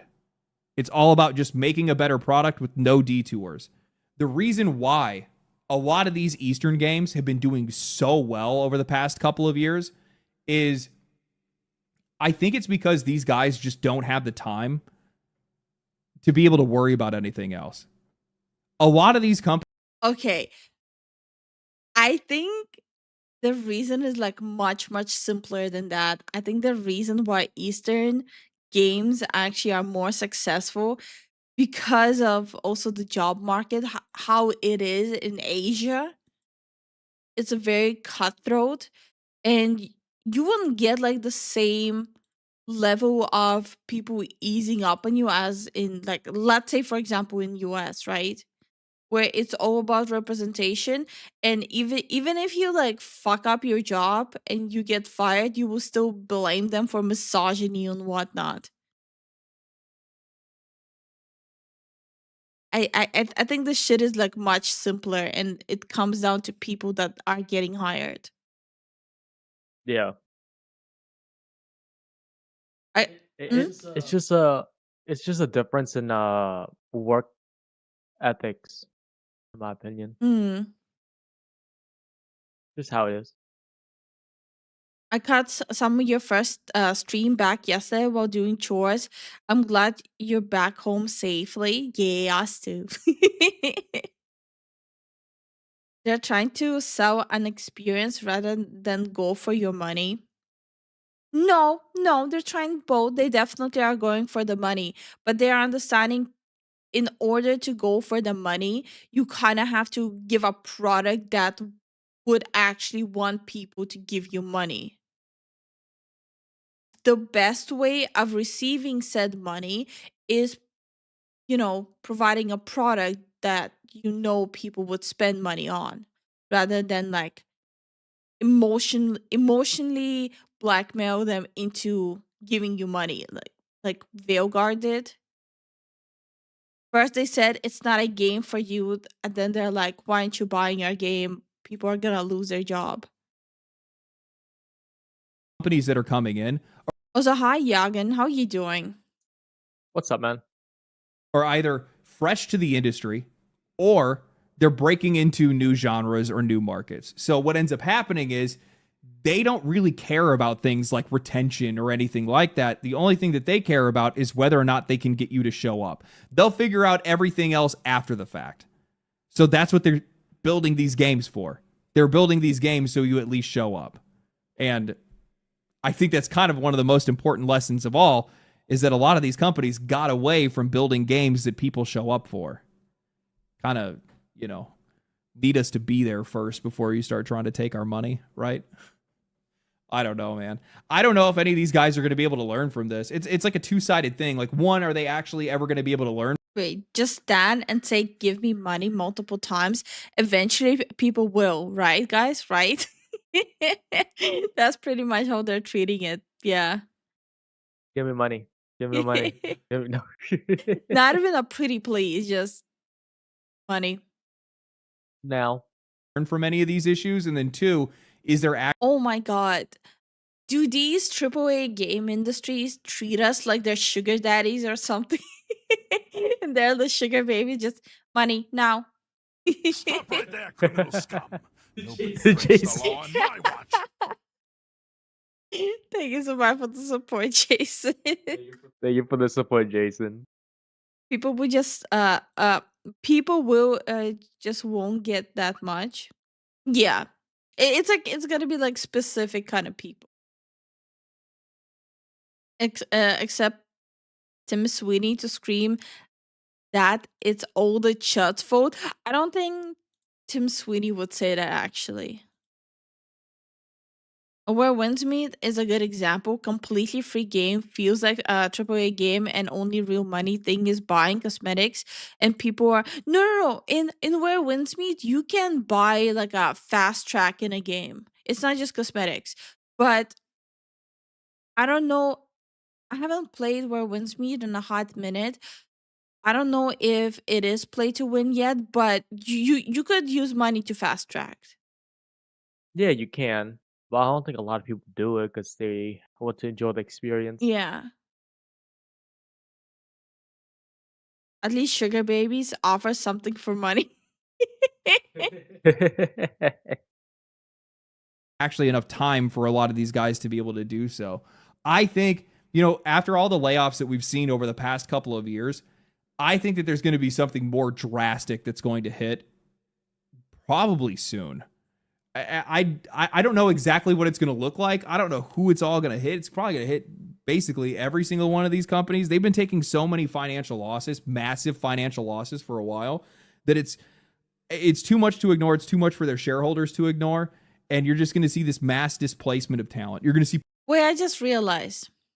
Have you ever wondered why is he recording with a headset on if he doesn't need it for recording? He might use it for audio backtrack. So when he speaks, he hears his own voice. Oh, dude, that would have thrown me off. I would have punched my PC for that. People just all over the place. A ton of indie studios. Wait, I only give VTubers money when they say money, please. Oh my god. Probably okay. Some of these Eastern studios are also going to pick up some of these guys as well. It's not like there aren't talented developers at some of these Western companies. It's the problem is they just have horrible leadership. Literally some of the worst, most misguided leadership in the entire industry. So, I don't know, man. Live service is definitely not the answer. That's not to say that live... Criminal scum. Oh, wow. Okay. On my watch. Okay, Moose. Well, all right. Enjoy. Thank you so much for the support, Moose. Thank you for the support. Little bitch. Service games can't be good or that you can't make one. The problem is that when you think it's the answer to all of your problems, you need to have a better plan than that. A lot of these guys don't. Anyway, hope you guys enjoyed the video. I mean, if you guys they did don't enjoy the look video, like they like the video, have. subscribe to the channel, comment Yeah. down below. Let me know what you guys think of what's going on here. Are you celebrating the fall? Bruh. It's good to know that nothing has changed in the week where we're gone. It's like it's the same dumpster fire, just a different dumpster now. Yeah. Nothing changed. It's like same but different. Same, but different. Exactly. All of a job. Oh shit. Okay. Okay, now we need like a palate cleanser. And I have just the perfect palate cleanser.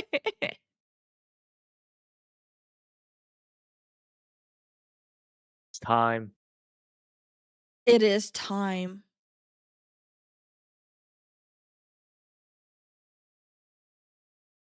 Oh, I thought you were saying. No, I was yawning. My bad. Do we bore you, honey? No, it's not that. Guys, it's time. Pimps, assemble. We're pretty. Oh, actually, we're not that late. Everyone was like, "Oh, new video drop." It's only 2 days ago. We're not even that late. Like, we're not that late. Relax. Guys, chill the hell out. And by the time we upload, it's gonna be a week later. So, still, not that late. Is Crimson Desert overhyped? I know I'm gonna make a lot of enemies with this. A little bit. Fix the damn game so I can play without frying my GPU. Thanks. No! Until now! That's my Was that a no about fixing my GPU? job. Everybody's getting off the hype train. Good. Get off. Joke's on you. I'm into this kind of freaky shit. No story, all gameplay. The hype train's accelerating. Get off. Tuck and roll, because I'm on some low cortisol shit now. So far, every game this year has disappointed me, except Neo, but we'll talk about that next week. Codevania was bad. Requiem. Wait, did you say Coldvania? Wait, what? wait. I need to process what he just said. Pointed me, except Neo, but we'll talk about that next week. Codevania was bad. Requiem made me do this for the first 6 hours before I could do the good part of the game. Okay.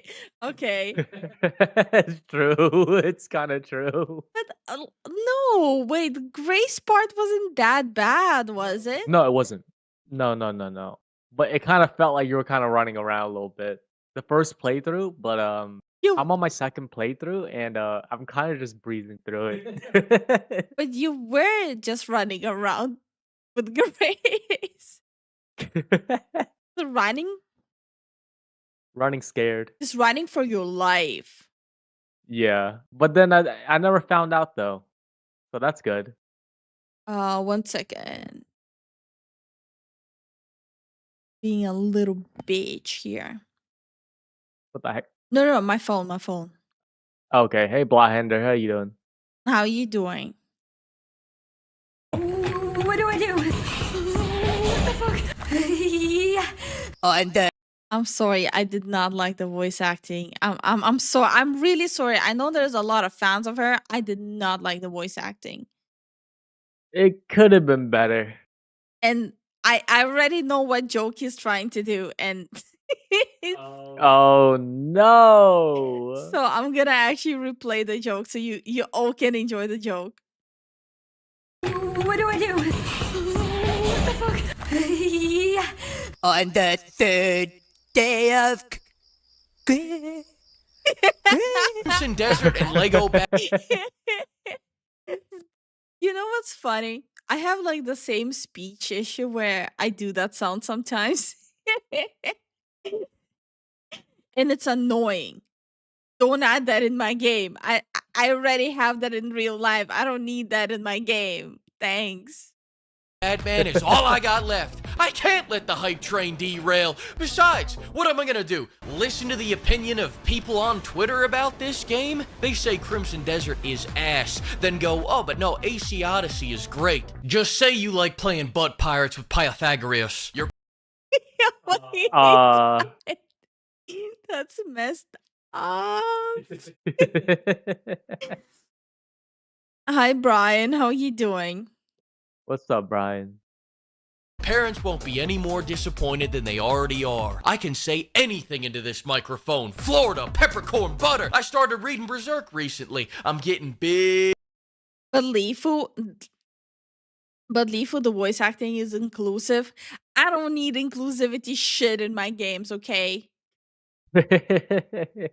Big frog and toad vibes from this one. I'm free will maxing. Crimson Desert looks like the game of the generation. If Jesus came back on the same day Crimson Desert releases, I'll catch the third coming. Flood the Chuck E. Cheeses without me, J-Man. Crimson Desert's only happening once. I'm on some hope core shit. Most new releases are 10-hour games stretched into 1,000 hours. This looks like a 1,000-hour game packed into 100 hours. I think I get this feeling because Crimson Desert was built as an MMO originally, but then they condensed it into a single-player game, removing the cash shop and adding even more content to be unlocked through gameplay instead of MasterCard. You wouldn't catch Tencent doing that. If Tencent started doing that, they'd turn into 10 pennies.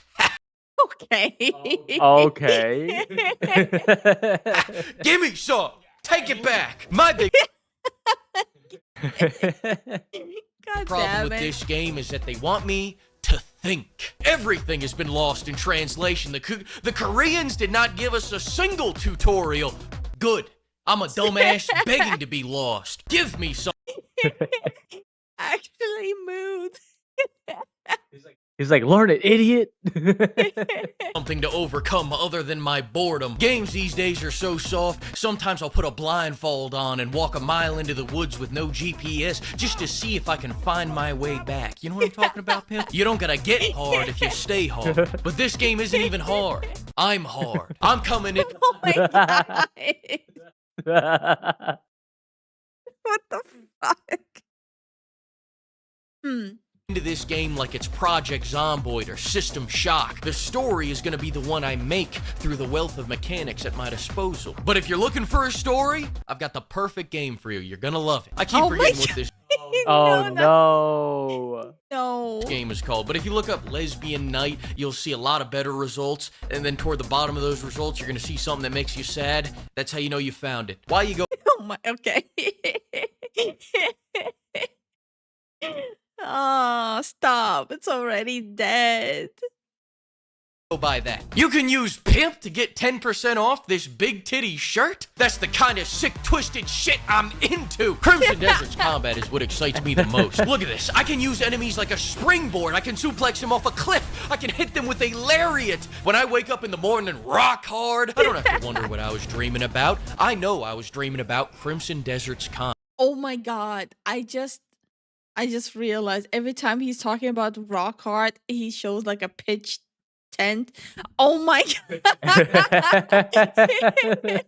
It took me a while. How about the donuts? Oh my, glazing. Oh. He's glazing. Yeah, no, it took me a way too long. Combat. This combat excites me because of combos, Dynasty Warrior level body counts, and the enemies all attack at the same time. You wouldn't believe how many trash control schemes I can forgive when you let me hit an RKO on a medieval knight. We've got early reviewers rage quitting the game because they didn't want to learn combos. These aren't even that hard. I don't think you even know what a bad combo really is. Notice something else? No health bars Oh in this my home. gosh. Not the Yoshimitsu combos. I wanna look at it and cry. There we go. Yo, look at that. No, hate.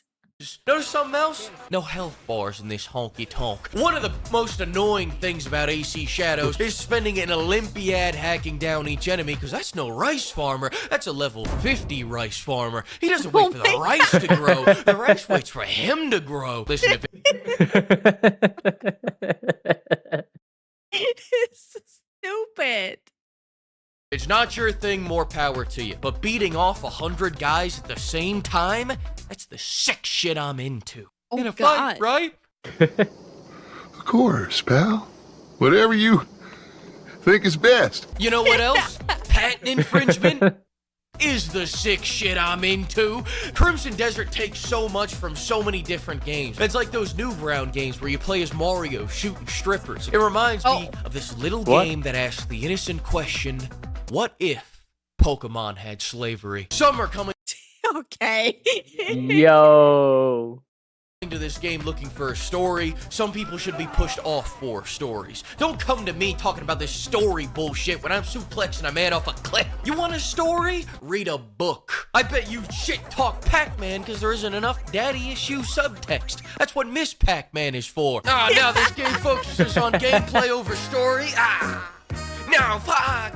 Oh man, what am I gonna? Why? What is going on? What is? I don't know. What is with that random green screen?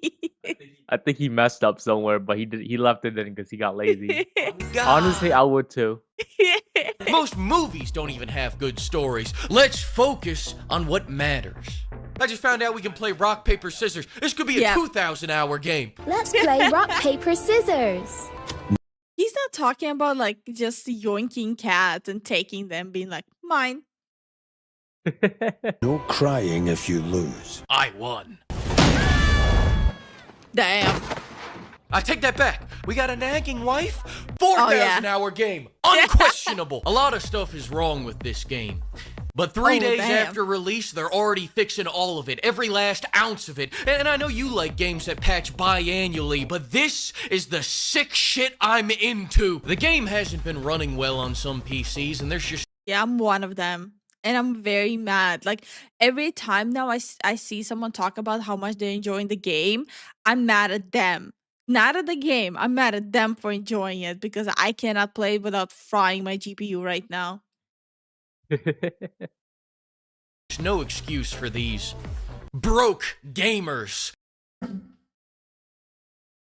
have a strong PC, okay? This guy can't run it with a 5090? There's your problem. Broke gamer alert, broke gamer alert. You should have gotten your queen to buy you a 6070. Drizzle, drizzle. Take your $10,000 PC and go play something your junker can actually run. Hello, Kitty. I sent that picture. Alright, Fleek, scroll down. I know you have it, bro. I know you have it, man. I know you're into that sick shit. There's a reason why he only takes screenshots where it says sign in to add items.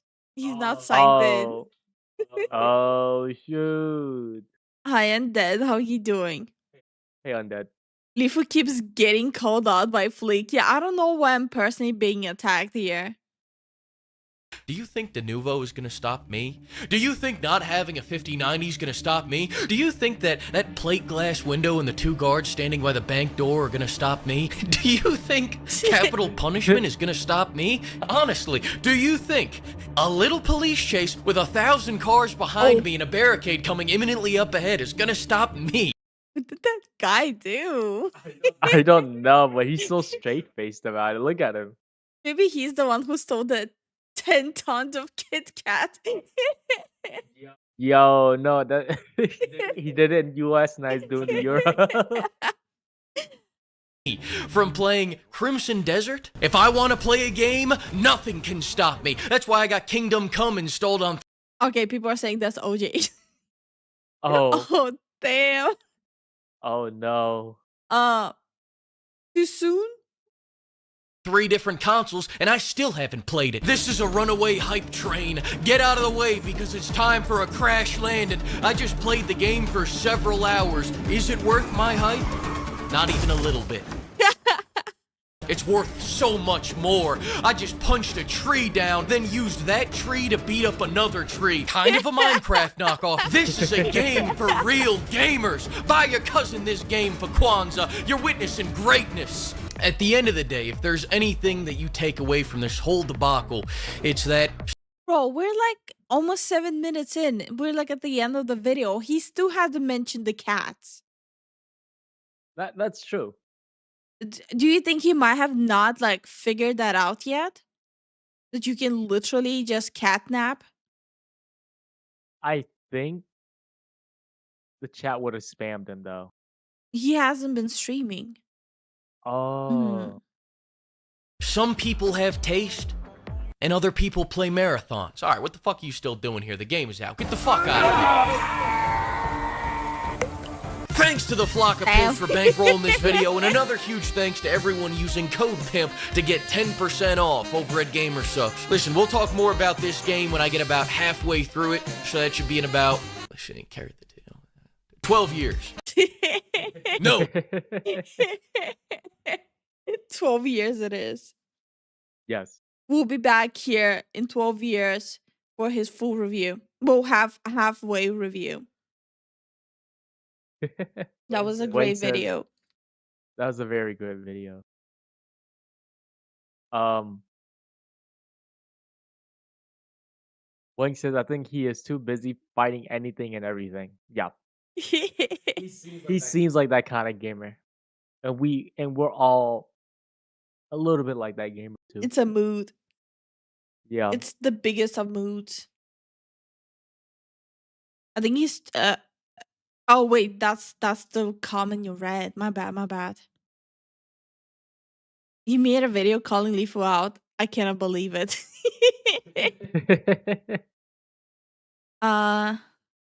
2038 video, let's go. Leave a comment, Lifu, that he didn't bring up the cat. No. I don't need to be noticed. I bet if they removed the Nova, it fixed the game for you. Oh, I am sure of it. I am actually sure of it. I might consider downloading on this PC. Oh, you should. You should try it, yeah. How big is the game? I don't know, but you got to download right now since we're streaming. Well, of course, I know that. Do you? Yeah. Hey, Lord Peace, how you doing, man? How you doing, Lord Pete? Hey, Wyatt, what's up? Oh, just a reminder, we will be ending the stream earlier today since we have to get some things done. Yeah. We should be good after a few days. I believe. Yeah. Right now it's like what? 4 a.m. for us? Yeah, we still have an hour. Yeah. So we can still check out the OpenAI stuff. OpenAI shuts down Sora. Disney cancels $1 billion deal. Microsoft consider lawsuit. Huh. 9 p.m. here. Okay. Do those things involve offloading? I cannot confirm nor deny that any Kit Kats are gonna be involved. Hi, Kyle Nova. How are you doing?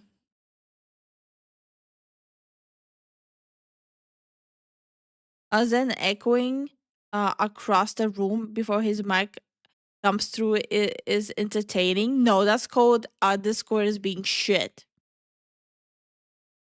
Yeah. That's literally called Discord is shit.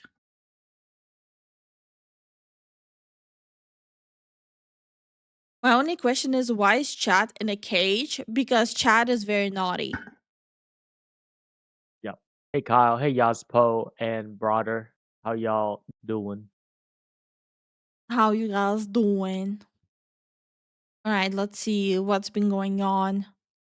The more one looks into OpenAI, the more one realizes the desperation behind the company's various moves, from its lack of profitability to the sheer scale of expenditures to the way competition is encroaching and surpassing. It just feels like OpenAI is constantly facing one crisis after another, and that every new attempt with a new maneuver is just another way to try to delay just their insolvency right now. Public perception of OpenAI is at an all-time low as far as optics are concerned. In fact, recently, ChatGPT uninstalled search by 295% after their deal with the Department of Defense that basically allows AI to be used for mass surveillance and the like, and OpenAI tries to claim that they don't allow for that, but the reason the government signed the deal with OpenAI is because there are loopholes that technically do allow them to do that in certain scenarios. And so movements like Quit GPT gained traction. Millions of people stopped. Oh wait, I actually heard about that one. I remember we talked about it right before we were traveling, remember? Yeah, I remember. I forgot about this. I think it was kind of sus, man. AI is why Microsoft is sinking Xbox. They're demanding 30% profit instead of 12%, which is sinking the whole division. Oh, to fund the billion, they're sinking into AI. Bro, I don't know. Microsoft is so fucking stupid. It's kind of hard to believe it's like the same company who actually achieved like that level. Yeah. Stopped using ChatGPT, going for competitors instead. You've got employees resigning for various reasons, including ethical ones, and this is just one of various we've seen. And people Wow. at pretty high level. Wait, I resigned from OpenAI. I care deeply about the robotics teams and the work we built together. This wasn't an easy call. AI has an important role in national security, but surveillance of Americans without judicial oversight and lethal autonomy without human authorizations are lines that deserve more deliberation than they got. This was about principle, not people. I have deep respect for Sam and the team, and I'm proud of what we built together. Holy shit. Things are that bad, I guess? Damn.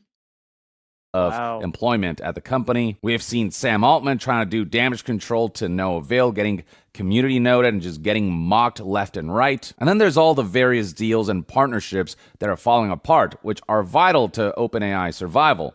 So for example, OpenAI recently had this $100 billion NVIDIA deal that was announced last year that then got significantly retracted. The end result ended up being that Jensen Huang invested $30 billion into OpenAI in the most recent round of investment, and Jensen Huang straight up came out and said that it might be the last. So that's a key partnership that's seen rocky grounds, and of course public-facing, they'll claim that everything is honky-dory, but behind the scenes, there are plenty of reports suggesting that NVIDIA isn't necessarily the most happy with the way OpenAI does business. But in the circular financial structure that these companies have generated, where NVIDIA invests in OpenAI and OpenAI buys NVIDIA chips, and they also put some of that money into Oracle, but Oracle buys chips from NVIDIA as well. And Bro, I forgot Oracle was a thing.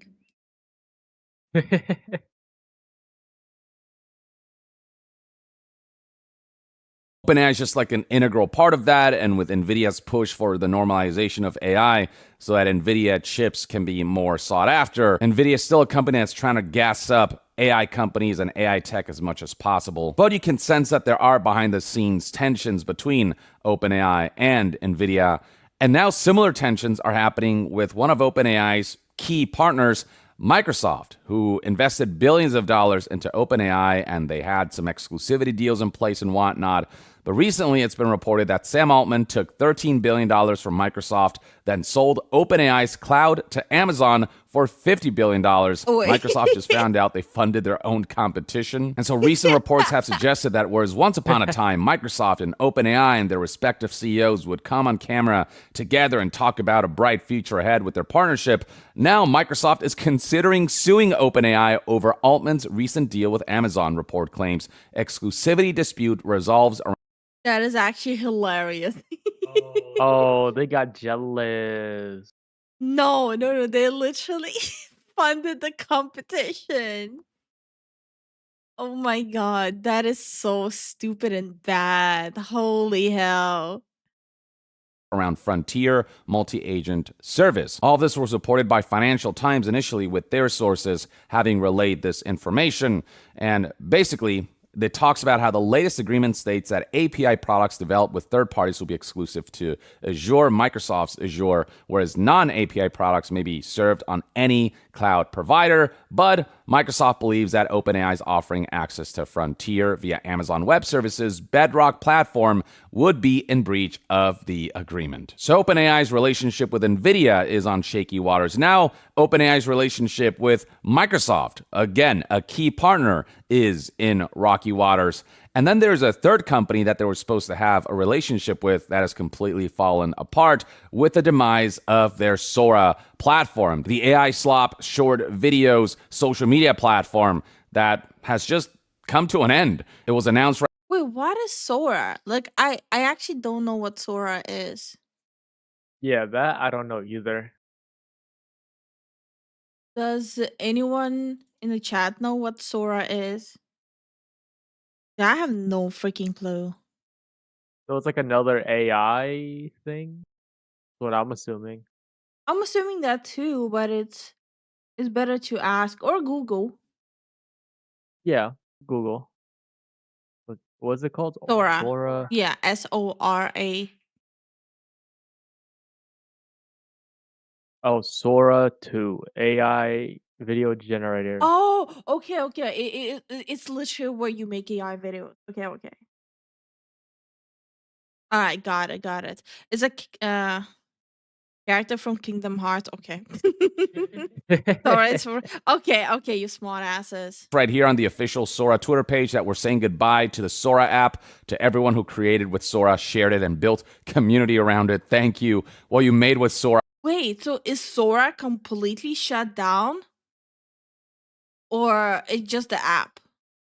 I'm even more confused.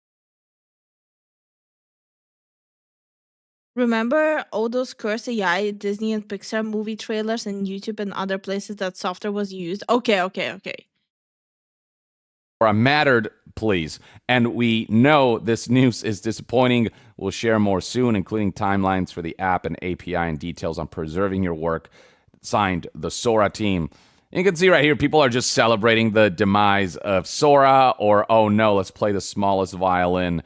And but generally, Sora was among the most hated aspects of AI. It's just the definition of everything wrong with AI, the slopification of content and artistry. Now, you may recall that back in December of 2025, Disney had inked a deal with OpenAI for $1 billion to hand over some of their properties and characters over to Sora. It was detailed by Deadline that this was a 3-year licensing agreement that would allow Sora users to create bespoke fan videos with the likes of Captain America, Yoda, and Moana, as well as characters from Star Wars and Frozen and just Disney properties in general. What a selection fuck? of these videos They did would not stream. think that through. Or they actually did think that through. Huh. Do you think it was like a ploy? Maybe. No, that sounds really weird. On Disney Plus, which the company hinted at during Also, hi Arkin, how are you doing?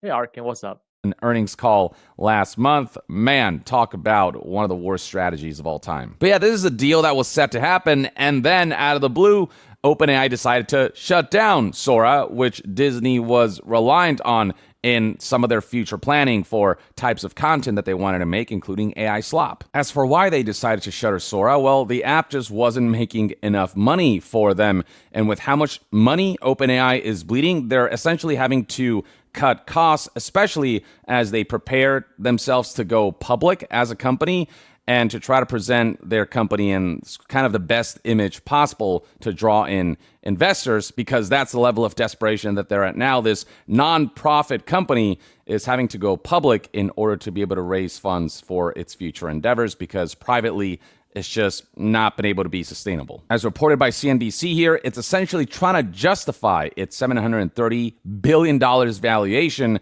and set the stage for a potential IPO, which means going public. And as a result of that, OpenAI has been retreating from some hefty spending plans, shelving certain ambitious projects, and accepting its role as a purchaser of massive amounts of cloud capacity rather than a builder of mammoth data centers. And this is something that's caused concerns among investors and among folks within Wall Street, with headlines like OpenAI's data center pivot underscores Wall Street spending concerns. Wait, did any of you seen like those massive protests against like data centers being built? I wonder if they're still going on. Like, oh, just a week ago, there were a lot of like it it was mostly like people protesting those centers being built like anywhere in the vicinity of where they live. Oh wow. Yeah. No, I wouldn't be surprised because that would just jack up the electric prices. Electric and water. Yeah. Concerns ahead of IPO making the rounds. And beyond that, scrolling further down, you have details like Daniel Newman, CEO of Futurum Group, saying things like OpenAI has come to the realization that the market doesn't necessarily appreciate the reckless approach to growth and spending. And the way people have interpreted this whole situation include takes like this one that says OpenAI is abandoning self-built superclusters after a string of failures, including... Have you seen the new AMV from Skybro Universe, Reach for the Sky? The obligatory beach tribute AI music video? No, we have not seen it because we were moving from one continent to another. Yep. And hi Thanatos, hi Yaspo, how you guys doing? Hey Yoey, what's up? How y'all doing? Hey Lumpy, what's up? We're doing good, Arkin. How are you? And same response, Yaspo. We have not seen it because we were moving across continent. Yeah.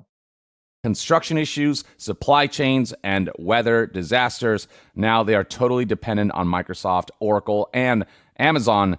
And the way this is being seen is that this move screams of desperation and validates every Wall Street concern about their insane spending ahead of IPO. Again, it's just one crisis after another that yields one desperate move after another is the general sense that people are getting from OpenAI. But yeah, those are some key reasons for why Sora was ultimately shut down.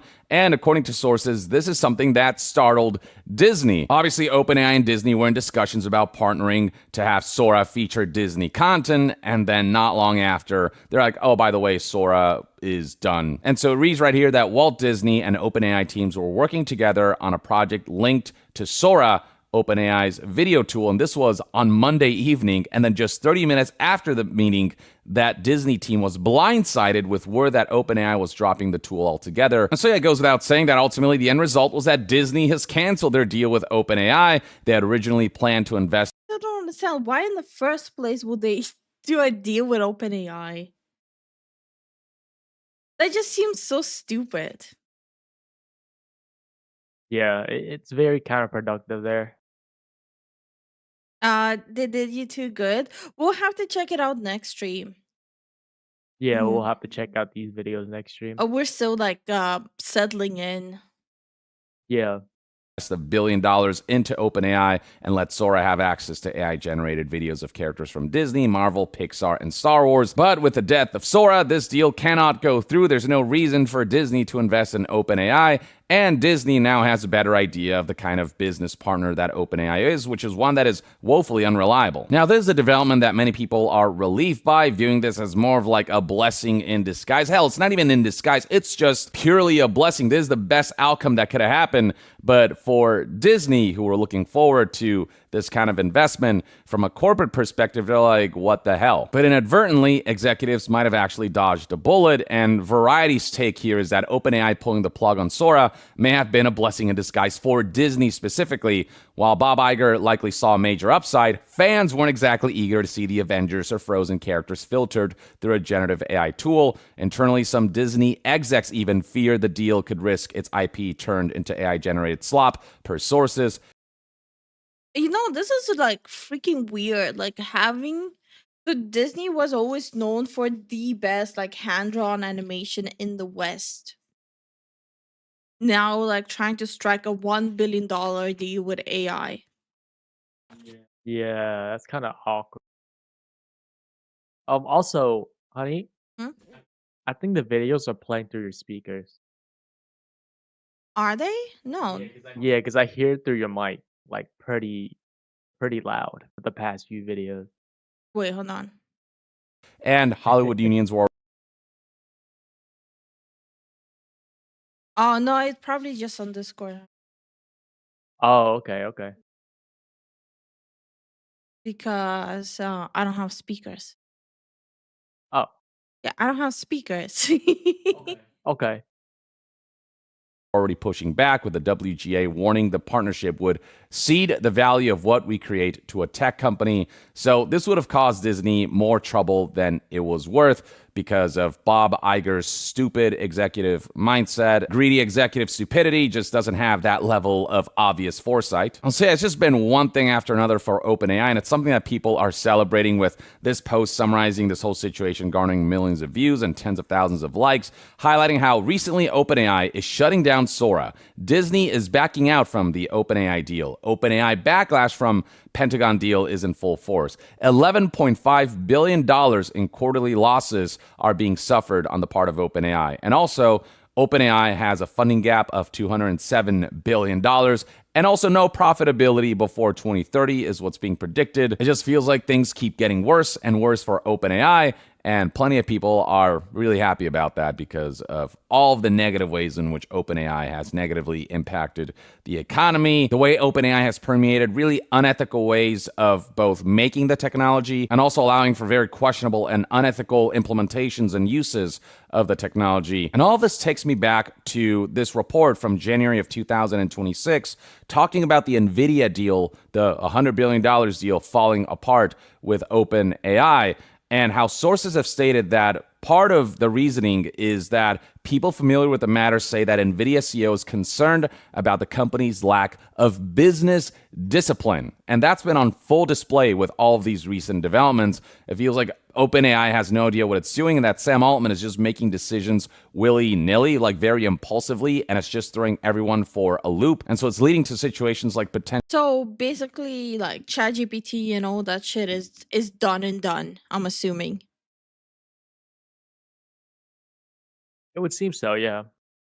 Lawsuits from key partners like Microsoft, as well as major partners like NVIDIA and, potential partners like Disney saying, we're out. And all the while, analysts are branding the way OpenAI is pursuing funding rounds as Ponzi schemes, basically, with OpenAI guaranteeing returns for investors based on nothing. There's no grounds for the guarantees that Sam Altman is making about how investors will make their money back. And all the while, this rush and this irresponsible race towards AI is just completely destroying the economy, with this post right here highlighting how companies spent $450 billion on AI just last year alone, fired tens of thousands of people to restructure around AI, replaced entire departments with chatbots, hoping that doing so would ultimately lead to more productivity, to more revenue, to economic growth and contributions, none of which ultimately are happening. As this individual says, where'd that money go? It went to NVIDIA, it went to stock buybacks, it went to a bubble, but they already fired the people. All of these thousands, tens of thousands of jobs are already gone, but the growth didn't come. The productivity didn't come. The revenue didn't come. They burned the village to build a city that doesn't exist yet. And Goldman Sachs just looked at the empty lot and said, there's nothing here. Basically responding to Goldman Sachs' report here that massive investment in AI contributed basically zero to US's economic growth last year. The whole point of all this investment was to contribute to the American economy, and it ended up backfiring completely. It's done absolutely none of that. So yeah, it's easy to despise OpenAI and point and laugh at them, and at the same time, they're continuing to do the damage that they are, and should this bubble pop to the level that a lot of people are predicting, then economically, we're going to get completely fucked because of OpenAI's recklessness towards this rush of a race, this irresponsible race to, AI dominance. Dominance that may not matter if the technology isn't adopted correctly and if it isn't accepted en masse, and if it actually doesn't work at the level that it needs to in order for it to contribute to productivity, in order for it to contribute to revenues and economic growth. It's just not there yet. So yeah, it feels like this whole AI race is headed towards a big old iceberg. It feels like the Titanic is about to sink. And all the while, it feels like OpenAI just keeps making one desperate move after another to fight for its survival without considering. I don't know. It's kind of hard to feel bad. Yeah. Especially like after them striking the deal with like providing information on people. Yeah, I don't feel bad. Microsoft owns part of OpenAI. Since when? When did that happen? Huh. For the damage that's doing in its attempt to survive with such desperation and with such greed. Or at the very least, that's one man's take, and I'd love to hear what your thoughts and opinions are on the latest developments surrounding OpenAI and all of the partnerships and deals and aspects of their endeavors that are falling apart. Share your thoughts in the comments below, and to be further updated on all things gaming news, reviews, and discussions, stay tuned right here on Young Yeah. I'll see. Yeah, no, it does not surprise me. It's more like a farewell, bye-bye. Yeah. Like we've been talking about how the AI bubble will pop, and it looks like it's been popping pretty heavily. Well, it's more like the slop part is popping. Yeah. Like AI is not gonna go away. The slop part is gonna get cleaned up. Yeah.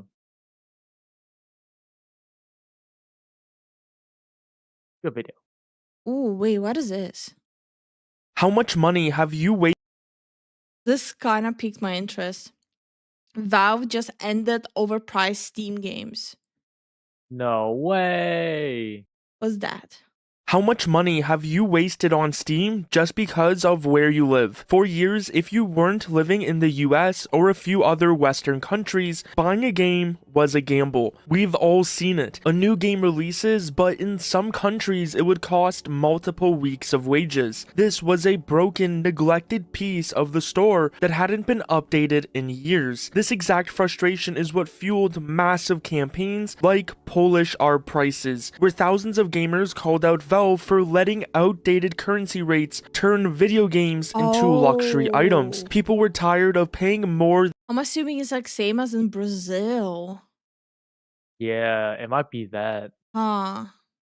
Than someone in America while earning a fraction of the salary. And, well, Valve just called the industry's bluff. They've officially dropped a massive store-wide overhaul to the Steamworks pricing tools that effectively automates fairness. This is a fundamental shift in how games are priced globally. Valve officially stated, "We've updated our pricing conversion data to better reflect current market conditions around the world. We've also added 2 new conversion methods to help developers choose how to price games." Today, we are breaking down why this is a huge pro-consumer update, the 3 new secret formulas developers are now using to decide your prices, and why your Steam library might be about to get a whole lot. Wait, also recent news, Google new AI algorithm speeds up by 8 times while decreasing memory usage by 8 times. RAM stock are cratering and prices are expected to go down.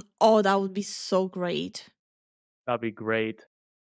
Lot cheaper. To understand why this update is a big deal, we have to look at how Steam worked. Steam supports 37 different currencies and 4 major region groups. For a small indie dev, manually researching the inflation rates of different currencies all the time would be impossible. So a few years ago, Valve provided recommended pricing. A dev puts in $20 USD, and Valve's system spits out a list of what that should be everywhere else. The problem was that that Valve said they would update those recommendations periodically, but periodically never happened. Developers who would just accept what Valve would give them were accidentally charging luxury prices in a bunch of developing nations. One of the most vocal was the Polish market, where gamers were paying the second highest prices in the world relative to their income. It was an overall total mess. Developers had to manually step in multiple times and lower prices because the Valve system they relied on to use these recommended prices was outdated. This is where we get into the new update. Valve didn't just change the numbers, they actually gave developers 3 distinct philosophies to choose from. Method number 1 is the exchange rate conversion. This is the raw method. It uses a simple currency exchange rate at the time indicated. The pros is that it's predictable for the developer's bottom line. The cons, it completely ignores how much money people actually make in that country, and this is exactly what caused the original pricing crisis in the first place. Method number 2 is purchasing power conversion. This is the one many people have been waiting for. Valve describes this as, this method uses public data about the average purchasing power of customers within a given country and or region. This looks at what a dollar actually buys you in your local store. If $60 USD is a huge amount of money in your country compared to the US, this method automatically scales the price down so the cost feels the same to you as it does to an American. This is how you get a $60 game for a lot less in a lower income region without the developer having to do a single minute of research. Method number 3 is multi-variable conversion. This is the Goldilocks method. It's a hybrid that Valve says takes into account multiple factors, including local purchasing power, the expected cost of comparable entertainment goods, and the exchange rate. It prevents prices from being too low for the dev, but keeps them reachable for the player. So to really understand how big this is, we have to look at how Eric from Valve... Is this already on?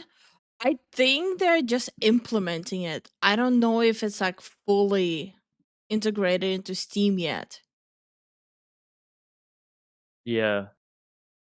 Explained the logic behind these choices in their developer walkthrough. He made it clear that these aren't just random numbers, they are calculated economic strategies. When talking about the exchange rate method, he described it as the most straightforward, but also the most rigid. He explained it like this. Exchange rate conversion only is a method that uses a simple currency exchange rate at an indicated time. I can see here that if I look at Great British pounds, for a base price of $5.99, the exchange rate conversion only is £4.45. This is the rawest form of data. If a developer wants their game to have the exact same value in the bank, regardless of where it's bought, this is what they use. Then you have the purchasing power method. Like this would be good for us right now too, since we moved from like US to Europe. Yeah. So like the income average is lower here, but the games overall would be like, they would be way more expensive. Like you would have to pay like a way higher portion of your income to buy the game here. Yeah. Which is the one the community has been begging for. As you will notice, in tons of different countries, it would lower the price drastically of games, especially compared to the other methods. Eric describes the data source for this very specifically. Purchasing power conversion only is a method that uses public data about the purchase. UK income average is freaking cratered compared to some other countries. And yay, Starman has parked. Yeah, how you doing? Purchasing power of customers within a given country or region. But you can choose from a list of US dollar base prices to explore and experiment with. This is Valve's way of acknowledging that a dollar goes significantly further in some places than others. By making this a dedicated one-click option, Valve is giving developers permission to value player reach over just raw margins. It's for the devs who want to build a community in many other regions of the world rather than just the USA. And then of course, multivariable is a mix mix of the two. Finally, beyond the raw math, we need to look at the actual philosophy Valve is pushing here. It's about what Steam considers the right way to treat a global audience. Eric makes it clear that if a developer only cares about their US price, they're only doing half the job. He explains it like this. You likely already put a lot of work into choosing the right price for your game, taking into consideration the value of your game experience, the cost of comparable games on the market, and what fits with customer expectations. The same care should be taken when you're determining how that price is converted into each currency and adjusted based on the economic conditions that affect customers in the regions served by each of those currencies. Eric goes on to explain that the goal of this specific method is to remove the guesswork for the developer. We hope the provided conversion methods are a useful data point for developers who don't have the time or interest to research pricing in each currency themselves. They are explicitly telling developers that if they want their game to succeed, they have to respect the local economic reality of the people playing them. In the past, when a game would launch that costed half a month's rent in some country, the team would just hide behind a wall and say managing 37 different currencies is a logistical nightmare for our team. But Valve just made that nightmare a single button press. Eric from Valve showcased exactly how easy this is in their tutorial. So you can quickly and easily see how a given US dollar base price will affect the currency prices across the 3 different conversion methods. I can always choose to change my base price to any of the base prices selected here. So for example, let's try 19.99 US dollar, and instantly you will see that change reflected across all of the currencies and conversion methods. This creates a new level of accountability. Now, when a game launches with unfair... Yeah, no, the system is still massively flawed. So, like, in Europe, like, just as a baseline, like, the countries that use the euro, depending on the country, there's a huge income difference. Yeah. So it still means some country that use euros, they basically will be paying like 30% of the paycheck for a new AAA game compared to US. So this system is still very, very flawed and obscure towards like specific markets. They still have to work on it pretty heavily. Yeah, but this is a pretty good start. They'll have to tweak it and everything over time. Like let's see.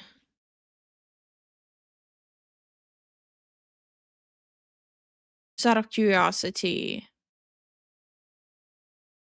So like the average income in, like, for example, in Spain, right, is 2.3 thousand euro.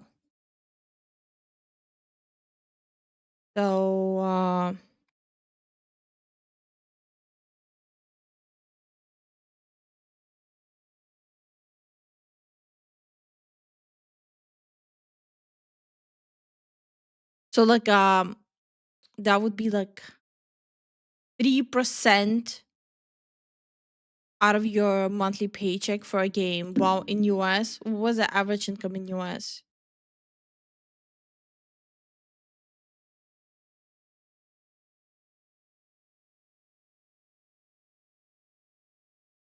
Wait, why is it always giving me annual income? So apparently the average income in US is 6 grand.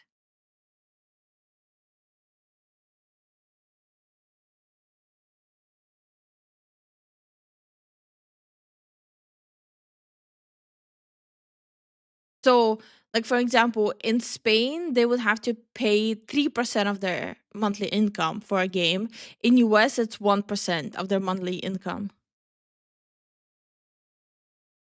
There's still a pretty sizable difference, and they still need to work on that shit.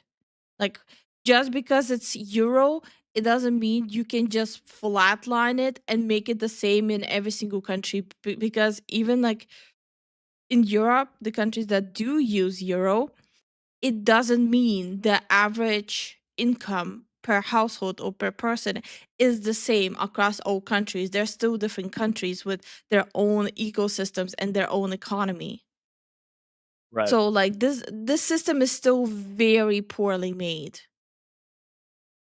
Fair regional pricing, we know for a fact it wasn't a mistake or just a lack of data. The developer literally had to ignore Valve's fairness formula to set that high price. Now, before you go refreshing your store page to look for lower priced games, there is a catch. Valve is very clear about one thing. Is Valve changing or editing my prices? No. Just like always, publishers set their own prices on Steam. Your prices won't change unless you manually submit I didn't know euros have different values in different countries. Then why use the same money then? Euro is actually kind of making a lot of countries struggle. Like euro was, in theory, it was a great idea to unify it across countries, right? To have like a unified currency. But it actually caused a lot of financial drain, especially like the later years, like lately. It caused a lot of financial drain on a lot of like smaller countries. Yeah.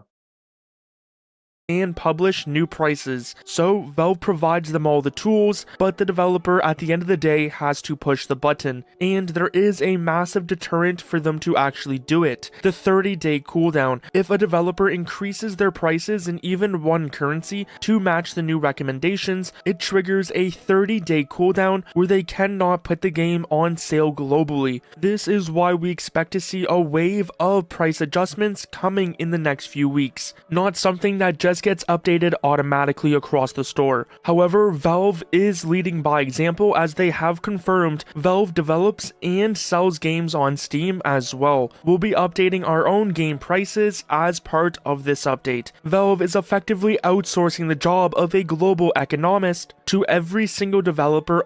The euro was centralized, the currency, because each country was paying into the same and they wanted it unified, so they forced it. Okay, so that's a little bit of misconception. Like, countries could have said no to euro, by the way. There are countries that refuse to implement euro as the currency and they left their original currency.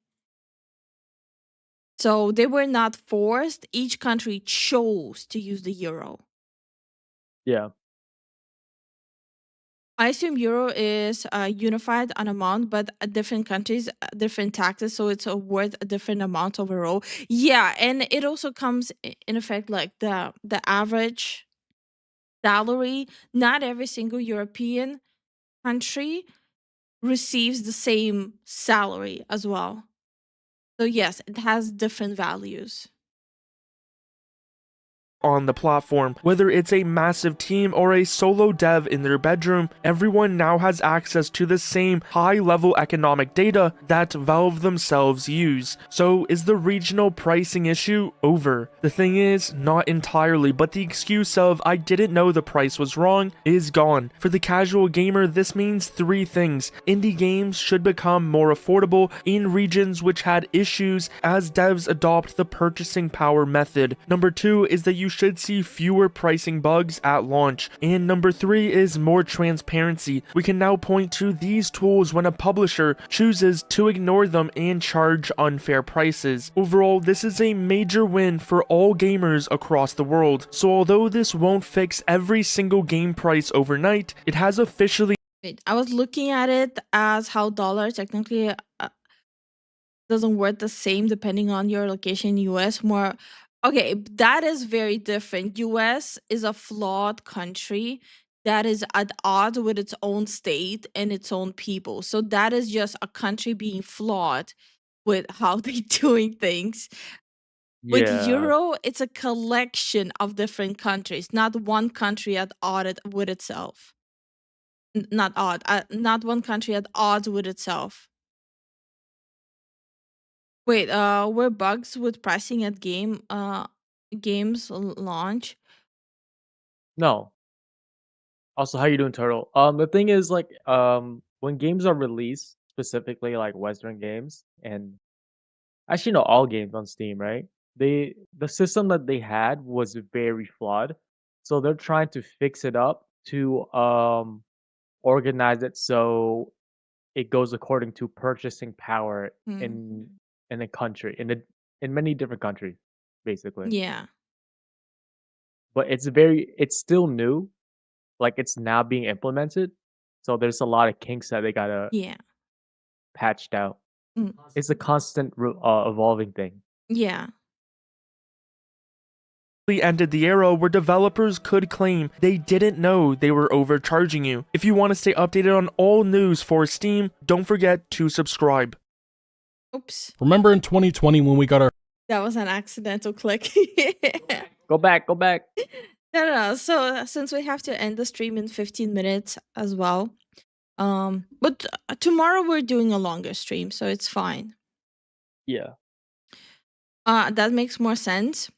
Also, not bad. How are you guys? We're pretty good. We're just like we're gonna have a little bit of a longer day today.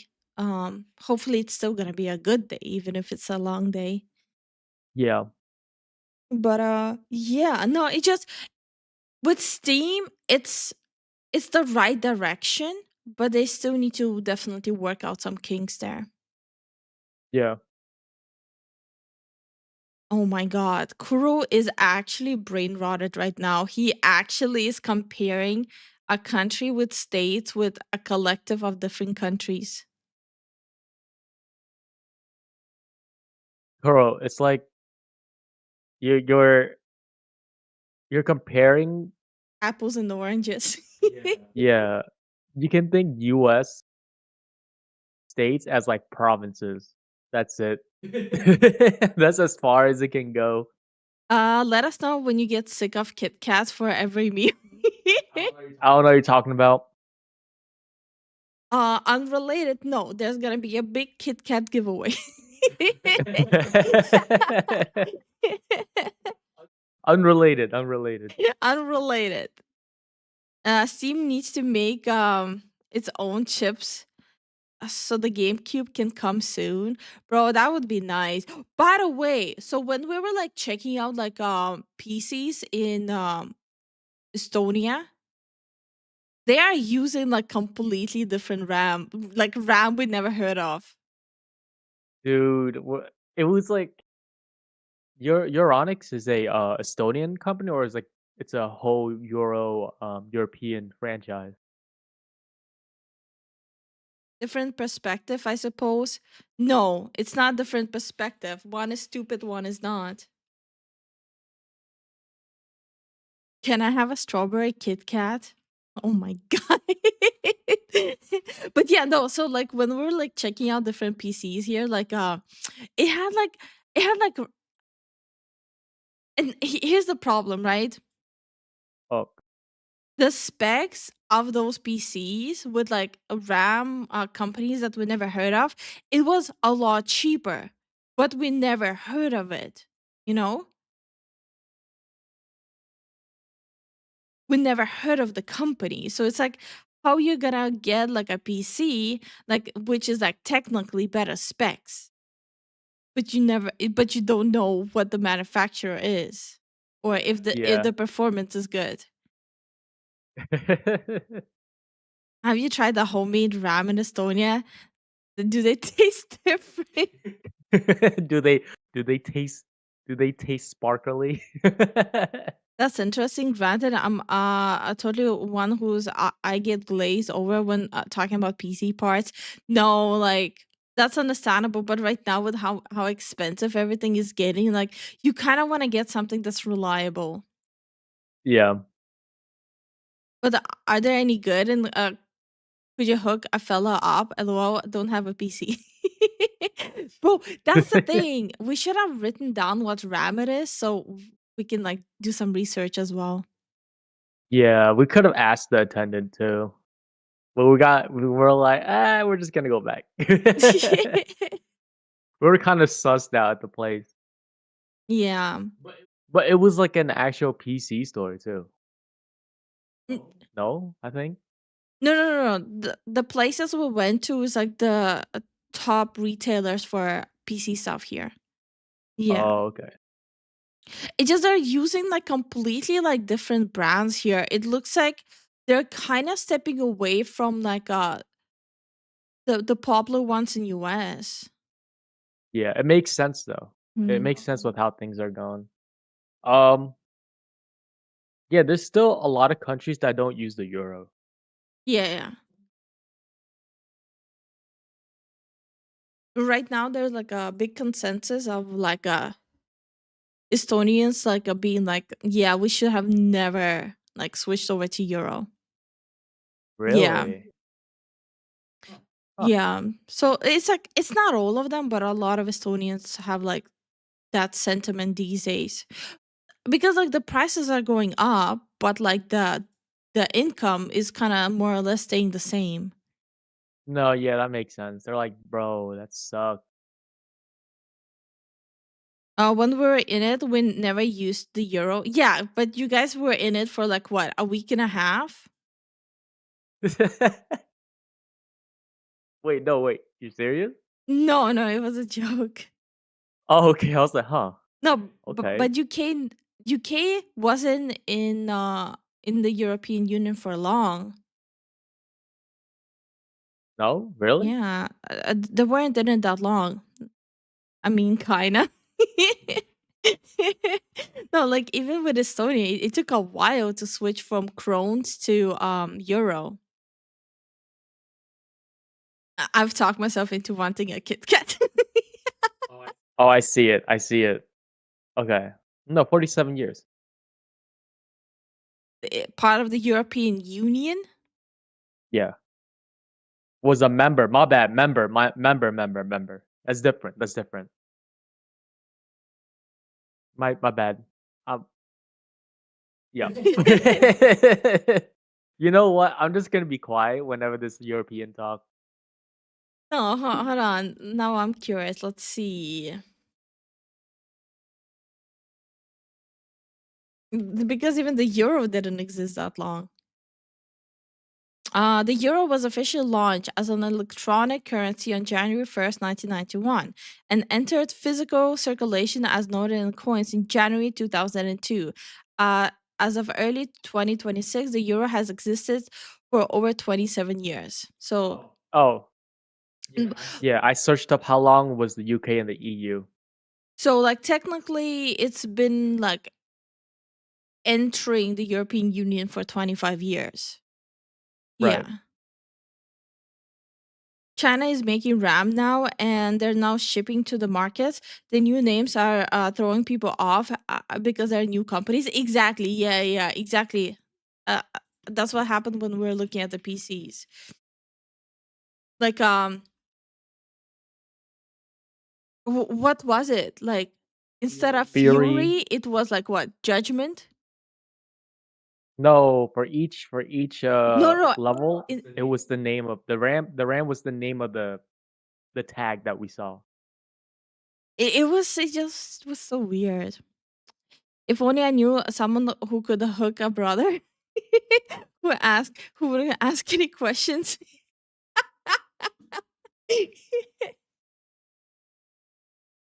Unrelated note, what's your address?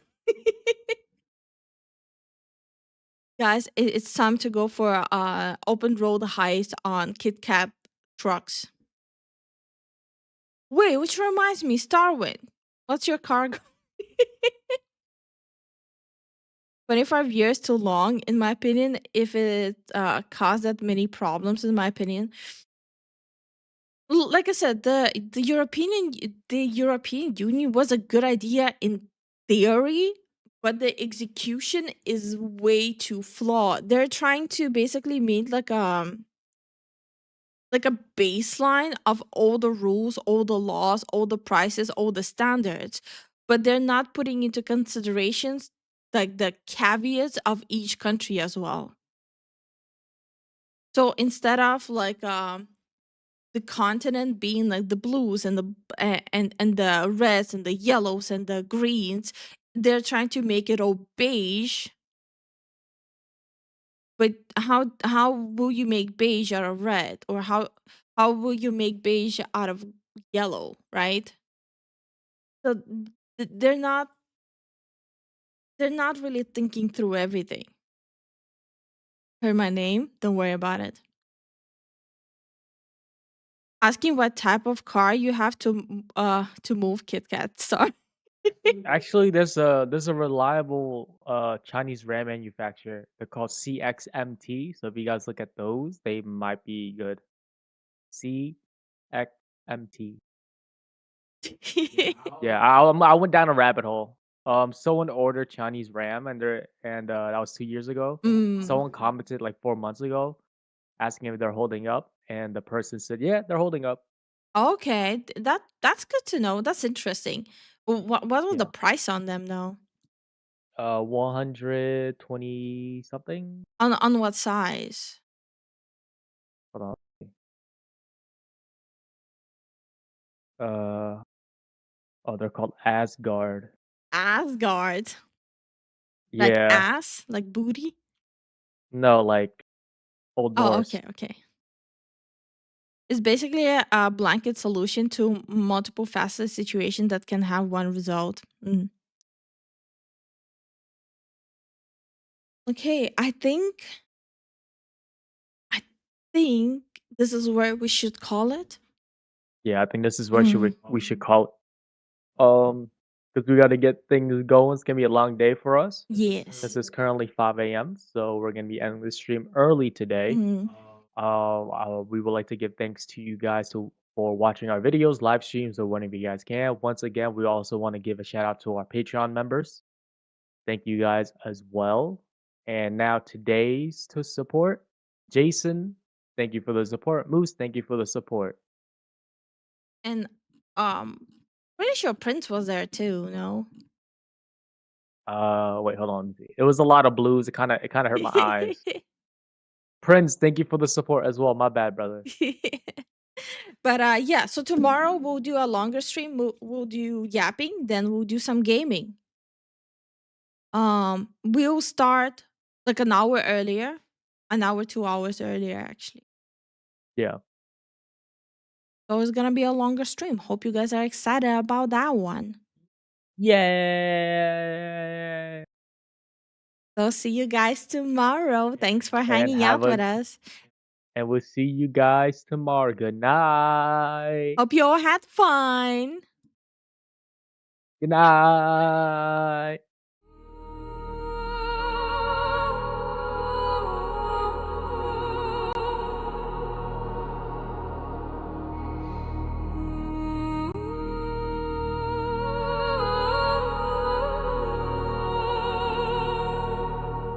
You walked into the dark so slow, like you already wanted to know the way my shadow moves with yours, the way it slips beneath your bones. Your eyes pretend you're still in control, but I can feel it in your soul. Every step you take toward me feels like surrender gradually. Closer. Don't pretend you're afraid. Your pulse is begging me to stay.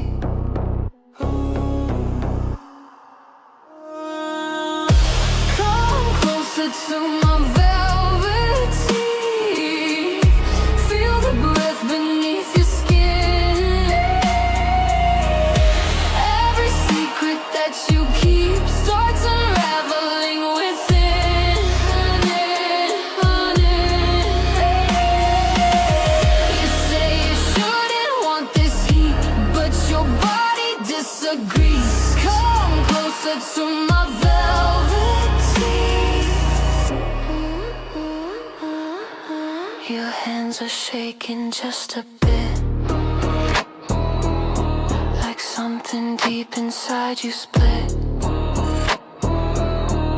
between the fear and something sweet that pulls you closer to the heat. You feel the tension in the